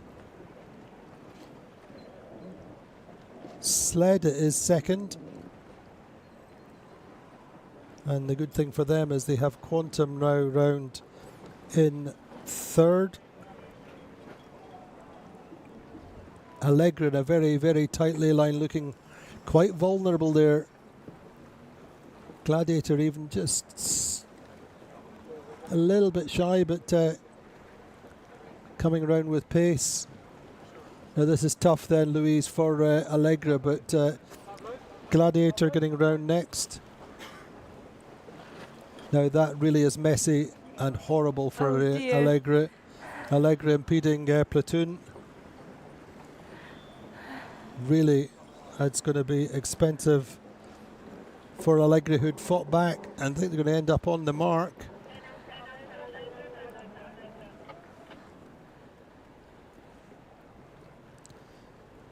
You can not see this working out well for Allegra at all.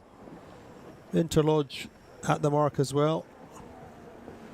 Paprec having to duck round the back of them.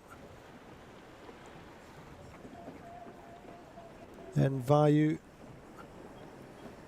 So a penalty for Allegra. And you could be looking at a very, very expensive day for Allegra in terms of points.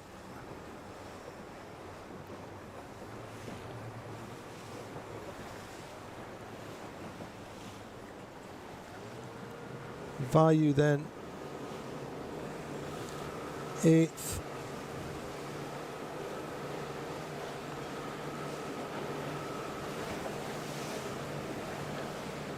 They're not quite sure what Allegri are doing there. I mean, in theory, they should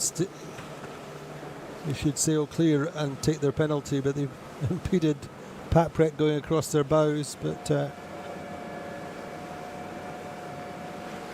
anyway, difficult race for Allegri. Got themselves into trouble at that top mark.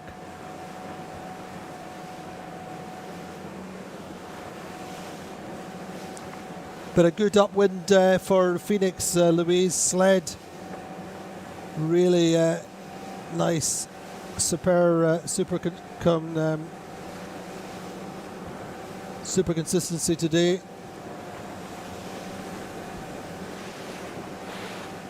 Absolutely, Andy. And in the race before, Phoenix was already doing great, finished that race in third. Hasso Plattner was steering on his steering wheel. Now they changed for the second race, so Tina Plattner is helming. So she prefers to helm with a tiller. That means they changed back to a tiller, as we also are knowing this from the dinghy sailing.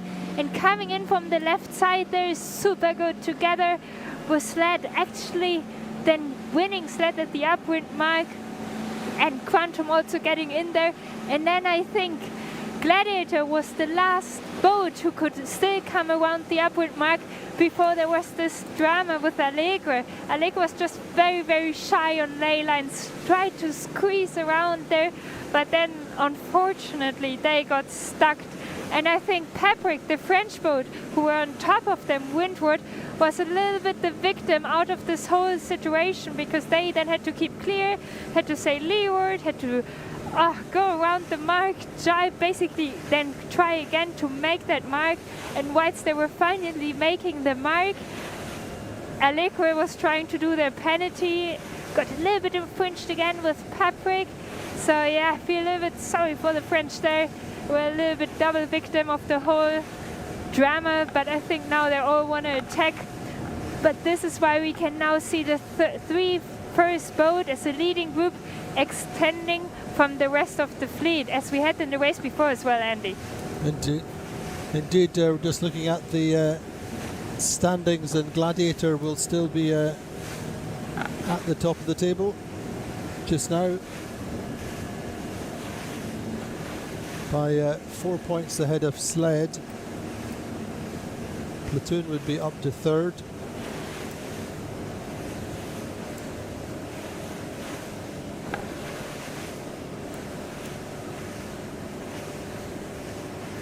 Sorry, 2 points. It should be Gladiator should be on to 23 points versus Sled's 25 as it stands at the moment.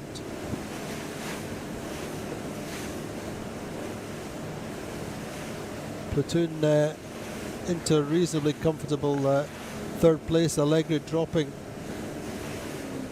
all the time, unfortunately, and Phoenix up to fifth. We're seventh going into this race, so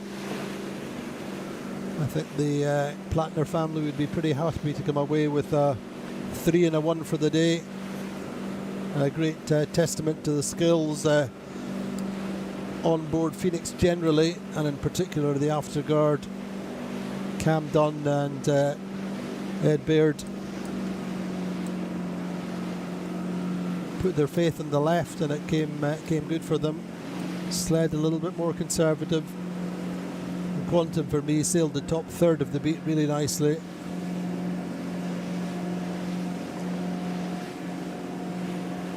But Gladiator, as they did yesterday, with their fifth, minimising their losses. On board just now, Gigi Parada.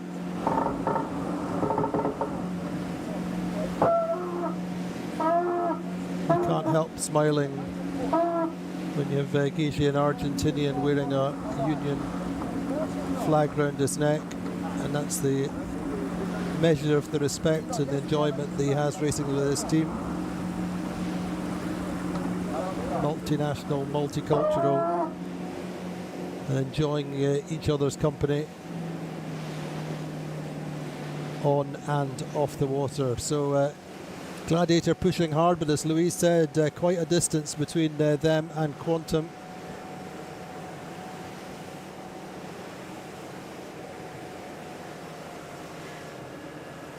And yes, I think it's so interesting how a little mistake of a boat can actually change then the whole dynamic of the fleet. So Allegra's mark problem was slowing down the full rest of the fleet, because they all got together a little bit stuck at that upward mark, so the other four boats could extend, and that really makes a difference now in the race approach and strategy of these four leading boats. Now, if you are on Gladiator and Quantum Racing, you don't worry so much anymore about the boats behind you. Yeah. You can actually be more relaxed because there's a gap, so you want to attack. So I think we will see Gladiator again in attacking mode. I think we will, but it's a gap of 180 meters, something like that, between Quantum and Gladiator. But as you said, this is all to the good of Sled. Mr. Akura's team come ashore with a 1-2 for the day. They'd be pretty happy, having started the regatta with a 2-2.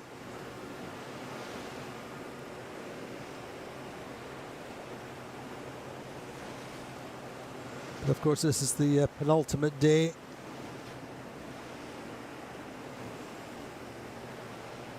It's a very difficult venue in terms of timing, Louise, isn't it? In the sense that there's this gradient breeze very often in the morning, and then you have to have this period where the gradient is beaten by the thermal breeze, and then you've only got a certain period in the afternoon to race. It's particularly tomorrow, and we always have a cut-off time at 3:30.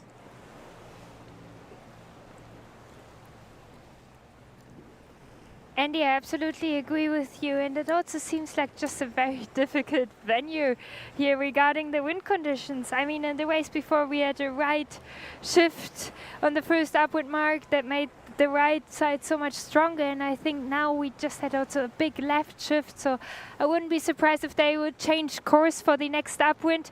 All the boats kept going on the downwind, and now they're driving and they're basically already at the gate. And I guess that was also why Allegre was so shy on ley line on that upward mark we've seen before.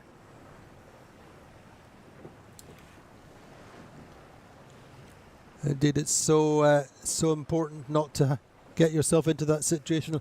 Like I think we've seen it before with Allegre getting stuck on the mark.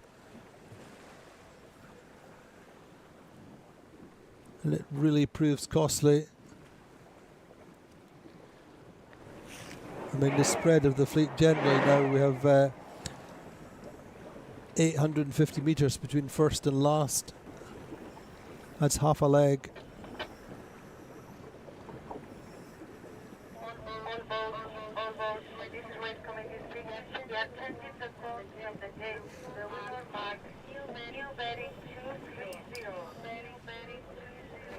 So the wind has gone over the course of the last round. The wind has gone 10 degrees left, which we saw on that upwind. So 230 degrees wind axis for the next leg. So Phoenix lead through the leeward gate, followed by Sled.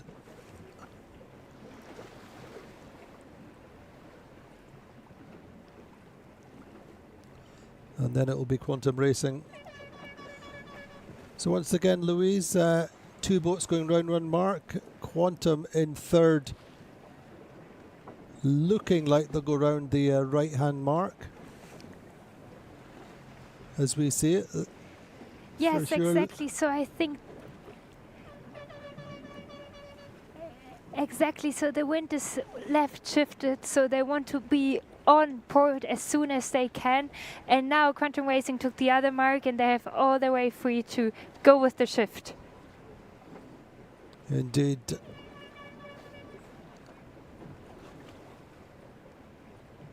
So Quantum going round in third, Gladiator now in fourth. So how do you feel about Quantum's position going round that right hand mark, looking upwind?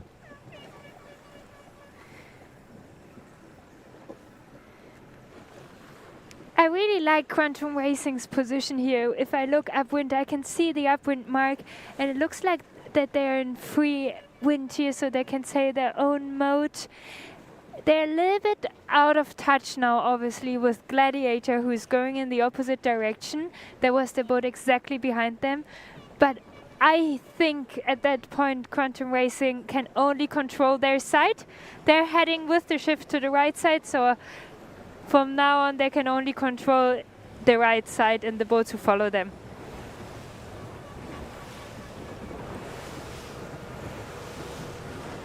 So Alpha Plus round in seventh. Eighth will be Paprec. Ninth, Vayu.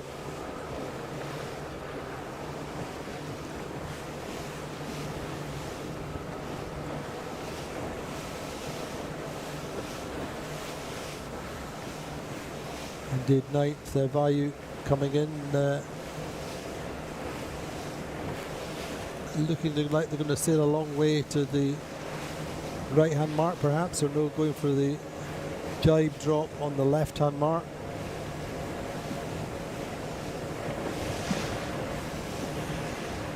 So just a quick message for those of you wondering from our race committee, this is going to be the last race of the day, so 2-race day, only 2 races, and 10th round is Allegra.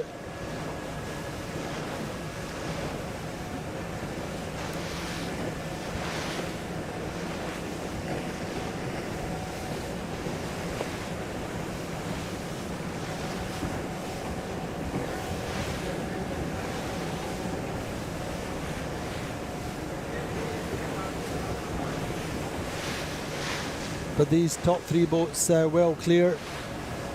As Louise said, a bit of a gap. In fact,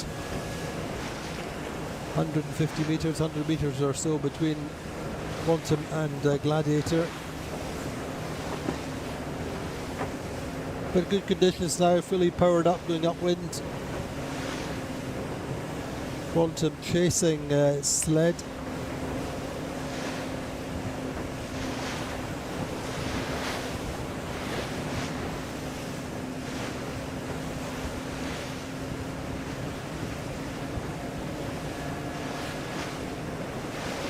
Beautiful sailing conditions out here now. 10 knots, light waves, really nice now for sailing, and especially in these boats. We have the full crew hiking again outside, and the boat is full on pressure. Just seems like that the top 2 boats are going a little bit faster here. So Phoenix and Sled, I'm leeward of Quantum Racing. They just look a little bit faster than Quantum Racing. I don't exactly know what it is or why this is. Is it because they have a little bit more wind, or just because the mode is a bit better? I think you have to find out, Louise. But yeah, that makes Quantum Racing actually tag out now.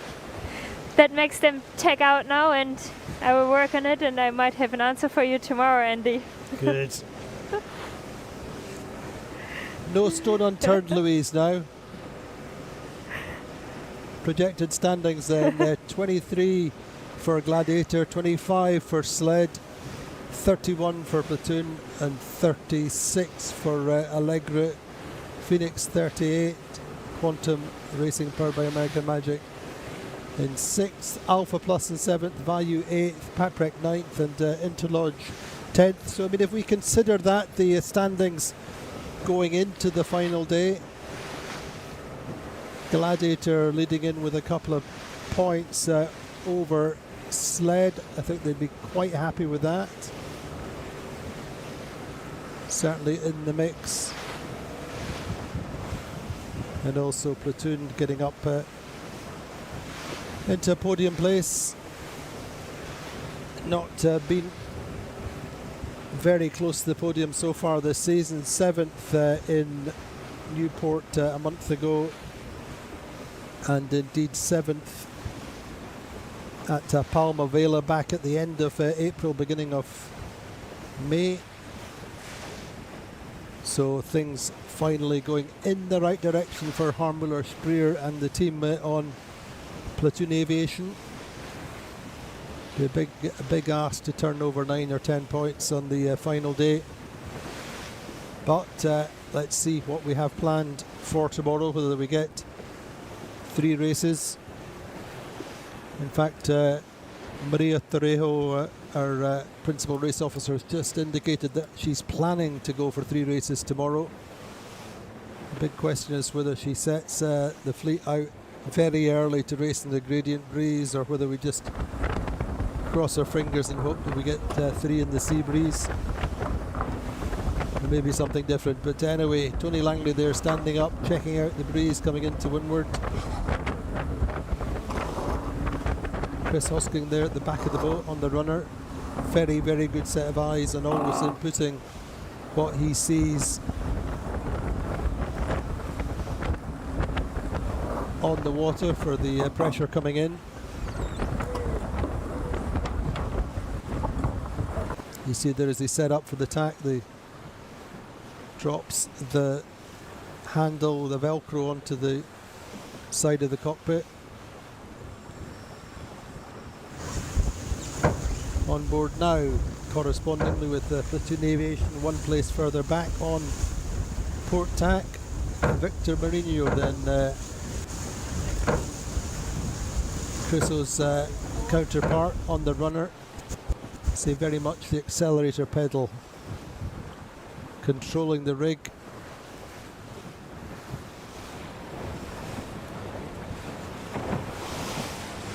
Work very much independently of the speed team to a certain extent. Sometimes they'll be asked for a runner, sometimes they'll just be making their own call.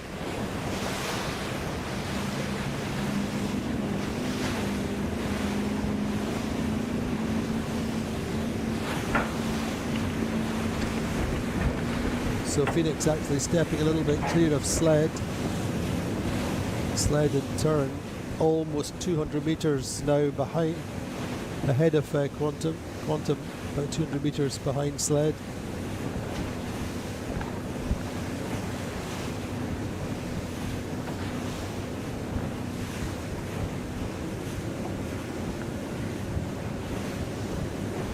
Andy, we see a nice little game outside here now. So there's a group of Phoenix and Sled. These boats seem really fast. Quantum Racing couldn't really match with their mode and had to tag out.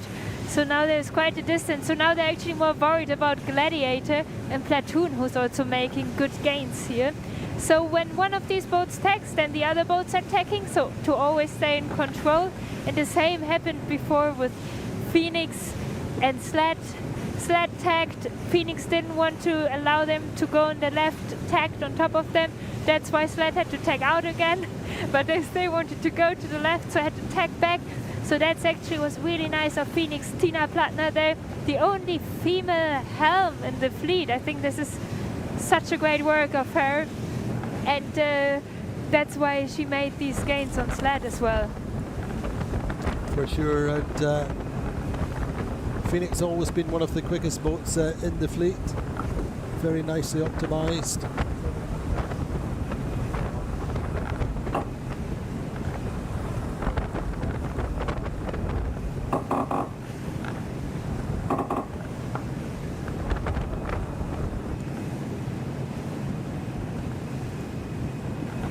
Interlodge looking at potentially a 6-6 for the day.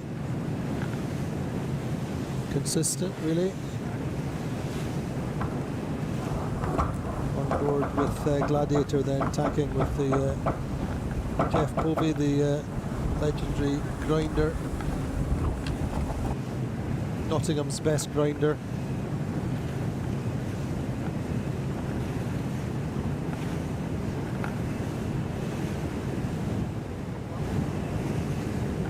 Really, Sled and Phoenix well clear of the fleet, and if anything, Phoenix maybe Sled maybe closing up on Phoenix slightly.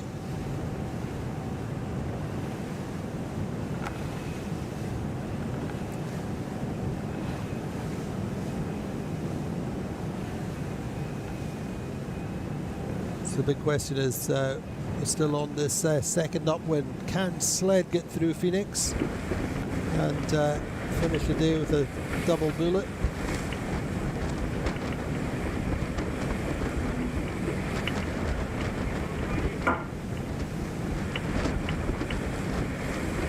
And as ever, it's nice to point out that both of the top two boats are owner drivers.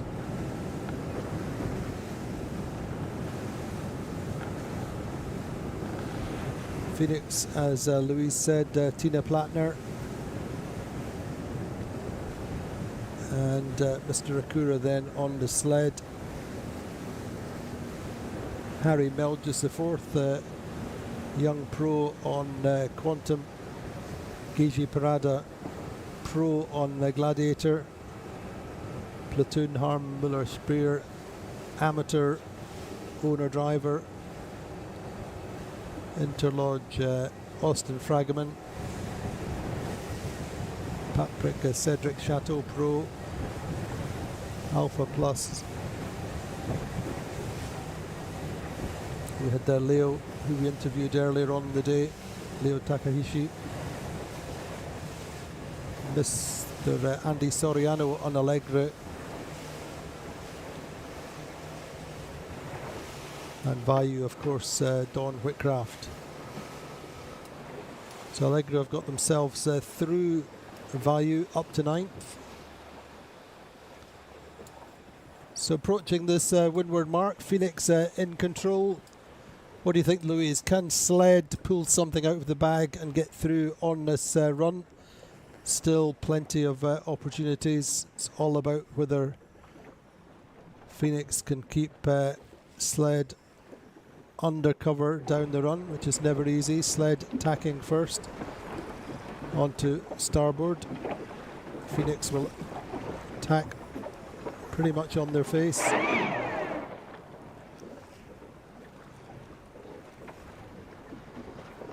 So good wind pressure coming into this top mark.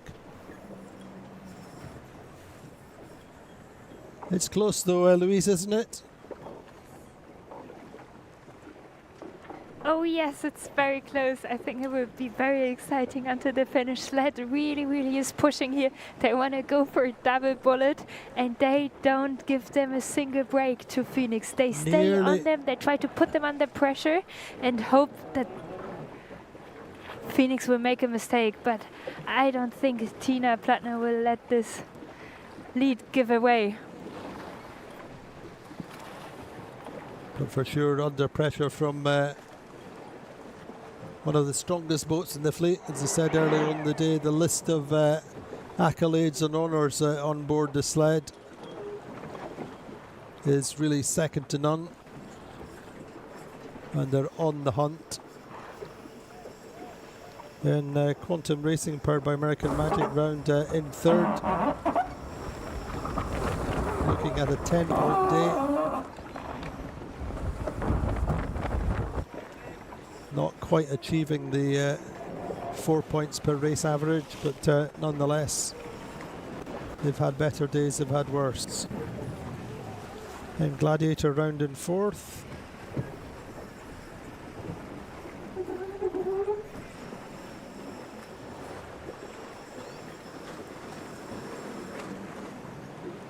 Fifth is going to be Platoon still.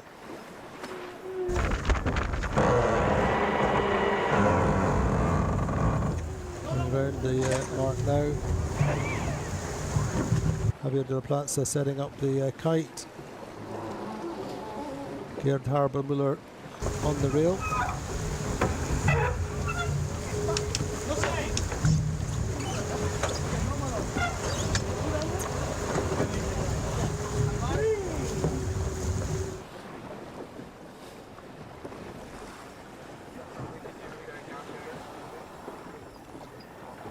And then Interlodge coming next.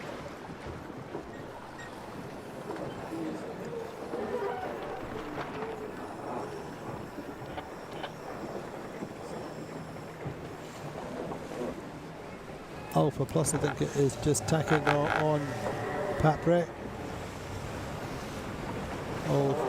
Both of them tacking inside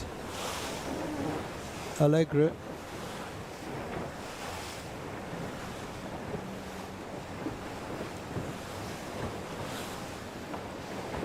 So close racing all the way through the fleet, but look at that lead for Phoenix. These 7th, 8th and 9th position boats coming into the windward mark, and Phoenix very much a speck in the distance.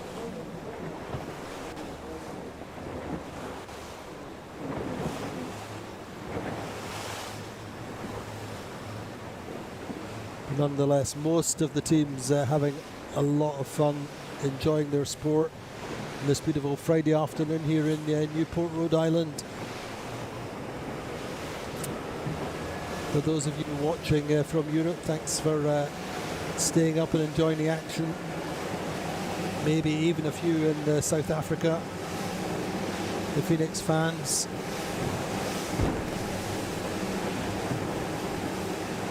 Big hello to anyone in Cape Town. Really the home of the Phoenix team.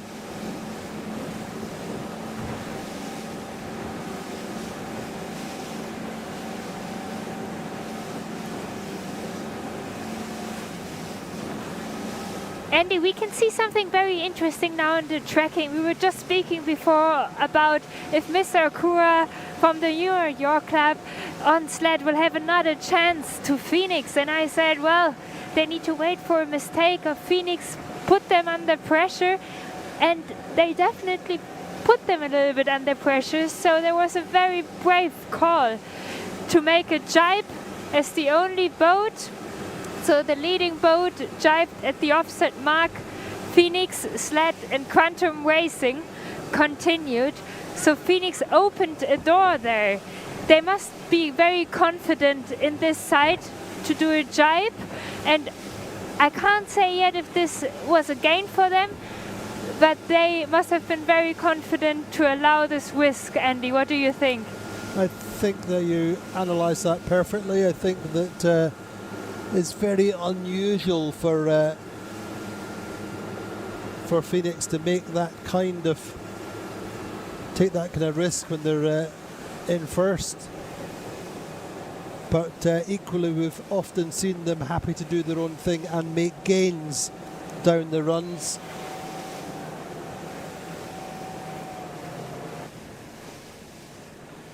So projected overall still the same. Gladiator would be leading the regatta by 2 points going into the final day, ahead of Sled. Platoon 7 points behind. So looking, you could say it looks like a two-cornered battle going into the final day, but we are, as I say, planning to do 3 races.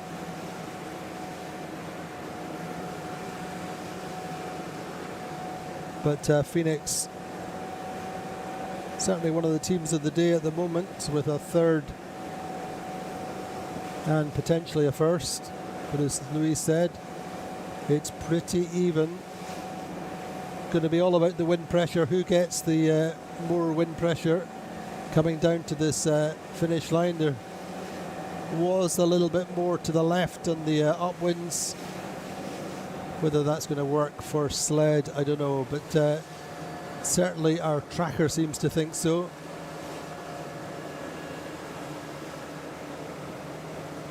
Just looking at some of our images,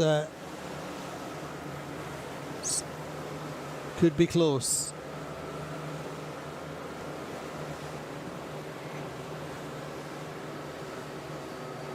On board then, Max. Yes, I'm super excited to see this cross now. Sled just jibed now and is heading towards Phoenix. Phoenix on starboard, Sled on port. We still take a little bit of time until they really have that cross. It's hard to say at the moment who's in front, Andy. It will stay exciting until the finish. Well, it's all about also what Sled elect to do. So you say whether they'll cross or just jibe to stay inside. We're just looking at Phoenix. Downwind trimmer there, Lorenzo Mazza, America's Cup winner.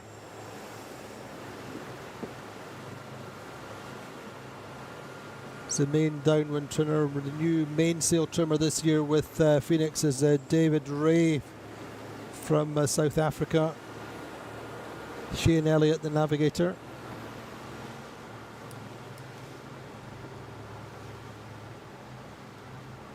But really there's next to nothing in it. And the great thing, with every bit of respect to Tina Plattner, the great thing that Ed Beard and the Phoenix team tell us is that Tina really is a sponge for information and really has this fantastic focus, a good feel for the boat, making it go fast. And for me just now, Phoenix is going quicker than Sled at a better angle, but it really is in the balance. So looks in the end like Phoenix have called that right for the meantime. Louise? Andy, I agree with you. Yeah, what a strong and brave call from Felix there to jibe, and it paid off for them. They were basically head-on-head rounding that upwind mark, and now I think they have a 2 boat lengths lead probably. This is so exciting to watch, but also for sled. I think in the end they've probably gained a boat length from separating all that way out, but giving us all high blood pressure watching. It's fantastic sport, really, and great images from our drone pilot. The overheads are just stunning.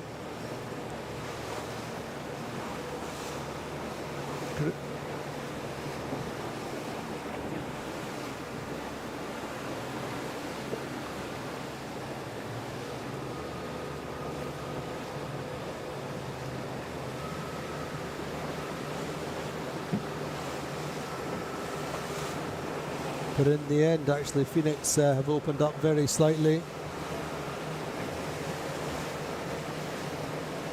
I think probably sailing slightly more directly towards the finish line. This would be, as I said earlier in the stream, this would be Phoenix's best result of the season. Got a second in the second race here last month. And that would have been Tina driving.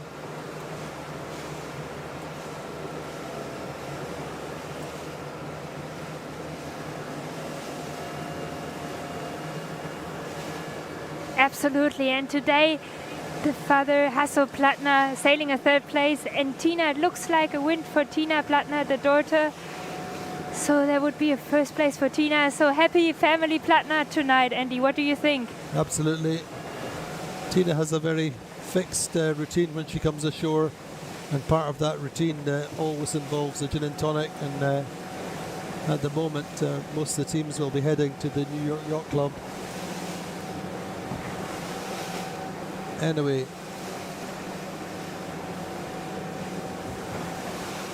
just keeping the nerves under control, sailing fast, everyone on board Phoenix focused on doing their jobs to the best of their ability, and really actually they've sailed these little shifts beautifully coming down this run. A few minutes ago, Louise, we were saying that Phoenix and Sled were 2 boat lengths apart, and now they're 100 meters apart, and that's just sailing the shifts, getting better angles.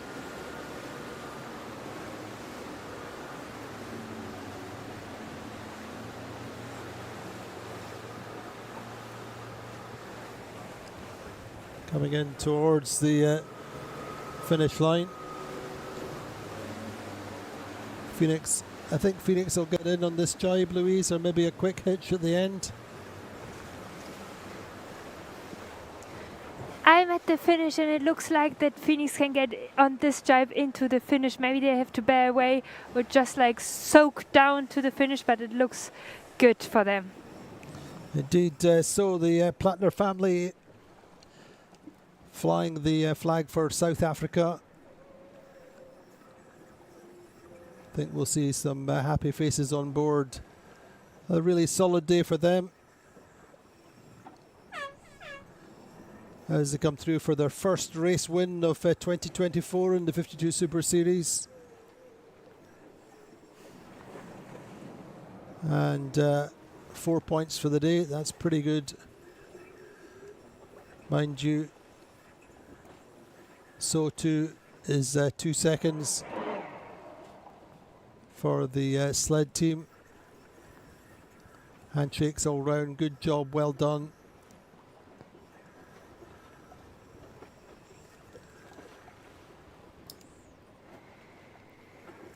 And also Quantum Racing, as I said, have had better days, have had worse, but things going in the right direction for them this afternoon with us 3rd after that 7th place.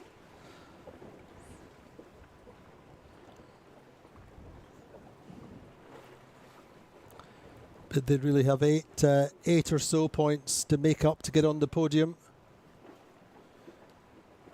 It's going to be all about whether we get how many races we get tomorrow in that sense. But Platoon Aviation are on the podium and will be on the podium after this race. Gladiator through in 5th. 2 and a 5 for Gladiator today. PJ Parada there just discussing the race with Bruno Zavilli, their navigator, and Tony, the owner. Not entirely happy.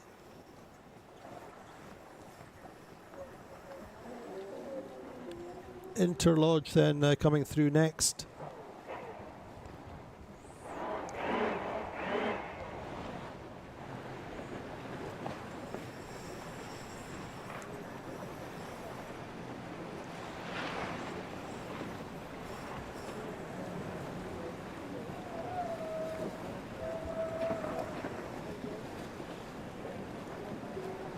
So Interlodge through, as I say, and then it's going to be Alpha Plus. The fleet quite spread out now.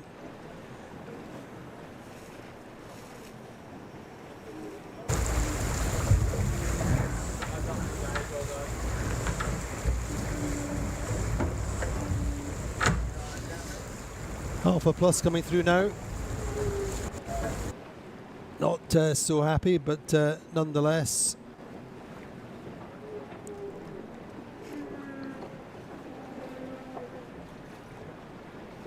That's close, yeah, between Paprec and Allegre. But Paprec get it, Allegre ending up with the 9th, which is 1 place better than 10th. And that's where they were at the that top mark, or after the top mark and down that first run. So you'd have to call it an unforced error on their part. A weighty day for them. Really scoring more points today than they had into today. 18 points going into this morning. 10 points from race 6. 9 points from race 7.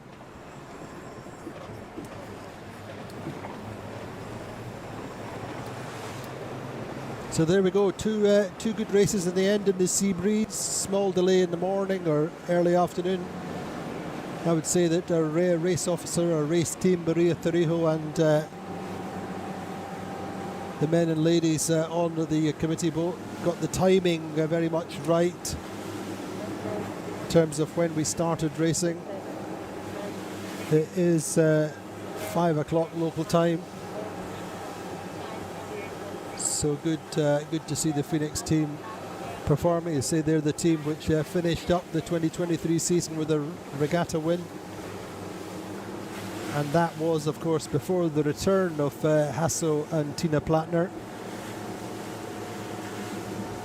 That was with Tony Norris steering. Tony, very much the project manager, and I think still enjoying his time on board just as much, really loving seeing his partner Tina doing so well, and Hasso enjoying his sport. So important for the team and for the class that everyone enjoys the racing, especially when they invest so much time, effort and money into their teams.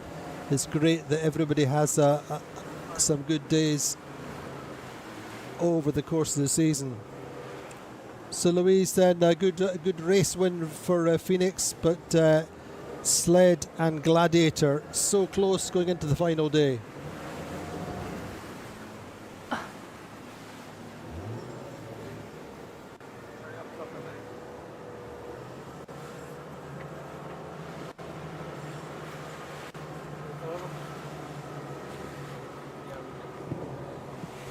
So Gladiator have yet to win a regatta since Andy, can you hear me? Yeah, Guiche Parada, since Guiche Parada joined them, but they're in the box seats going into the final day. Louise, what do you feel like Gladiator have to do tomorrow? I mean, we're looking at potentially 3 races. It's stick to the processes and keep doing the same things, perhaps with a little bit less risk, perhaps. What do you think? Andy, so I think we have a winner of the day. Sled from Mr. Okura from the New York Yacht Club, sailing here in home waters, basically sailing a first and a second place today. That's 3 points on a day. Day number 5, that's incredible. Day number 4, don't you think? Indeed, but I'm just saying, I wonder what we feel Gladiator will do tomorrow. It's the first time they will have led, I think, into the final day. But it's all about closing out a title win, and in that respect, Gigi Parada has 3 52 Super Rolex or TP52 World Championship wins. To be fair, 2009 before Rolex joined us, and 2 with Azura. So they know how to win, as do Sled. So what do you think about tomorrow? Let's have a quick look at the Regatta standings, the World Championship standings. Gladiator on 24, Sled on 25, Platoon Aviation on 32 in third, Allegra on 37, Phoenix 38 in fifth, Quantum Racing powered by American on Magic on 39, Alpha Plus 44, Value 46, Paprec 47, and Interlodge 55. So battles all the way through the fleet. That 7-point gap between Sled and Platoon Aviation on a 2-race day. That's one thing. On a 3-race day, that's something entirely different. Meantime, Allegra a little bit further back, but then there's only 2 points between Allegra and Quantum Racing between 4th and 6th. And then this little battle between Alpha Plus and Value, our 2 Asian teams locked together in 7th and 8th. Paprec not far behind on 47, and Interlodge in 10th. Remember, they missed these 2 races with a technical problem on day 2. But really a great day's racing. Do we still have Louise? Louise, what's your thoughts for tomorrow then? What's Gladiator's strategy? What's Sled's strategy? We don't have Louise. We don't have Louise, but yeah, that's the big question. Do join us tomorrow. We're planning for 3 races. Say Gladiator leading into the final day, as they've not done before. Sled are the past world champions and 52 Super Series champions, and the 2023 world champions and 52 Super Series champions are up to 3rd. So thank you so much for joining us. A great day's racing here in Newport. Please do join us tomorrow for Super Saturday.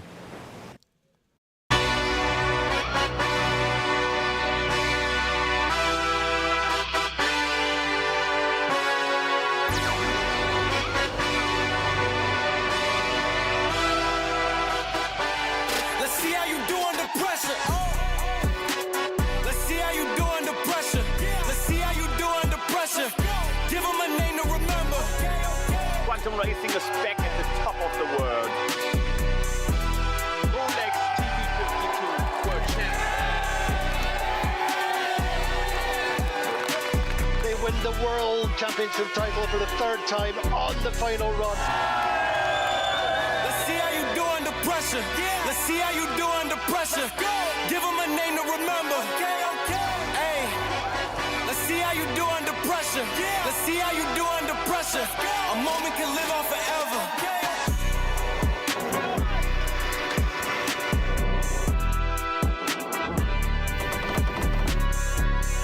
Hey, let's see how you do under pressure. Let's see how you do under pressure. A moment can live on forever.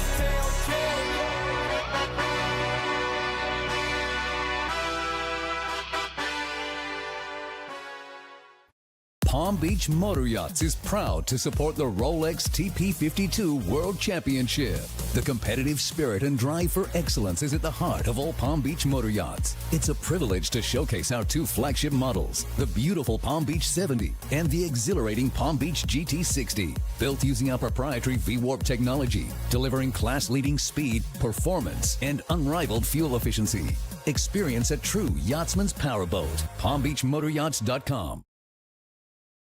Margarita.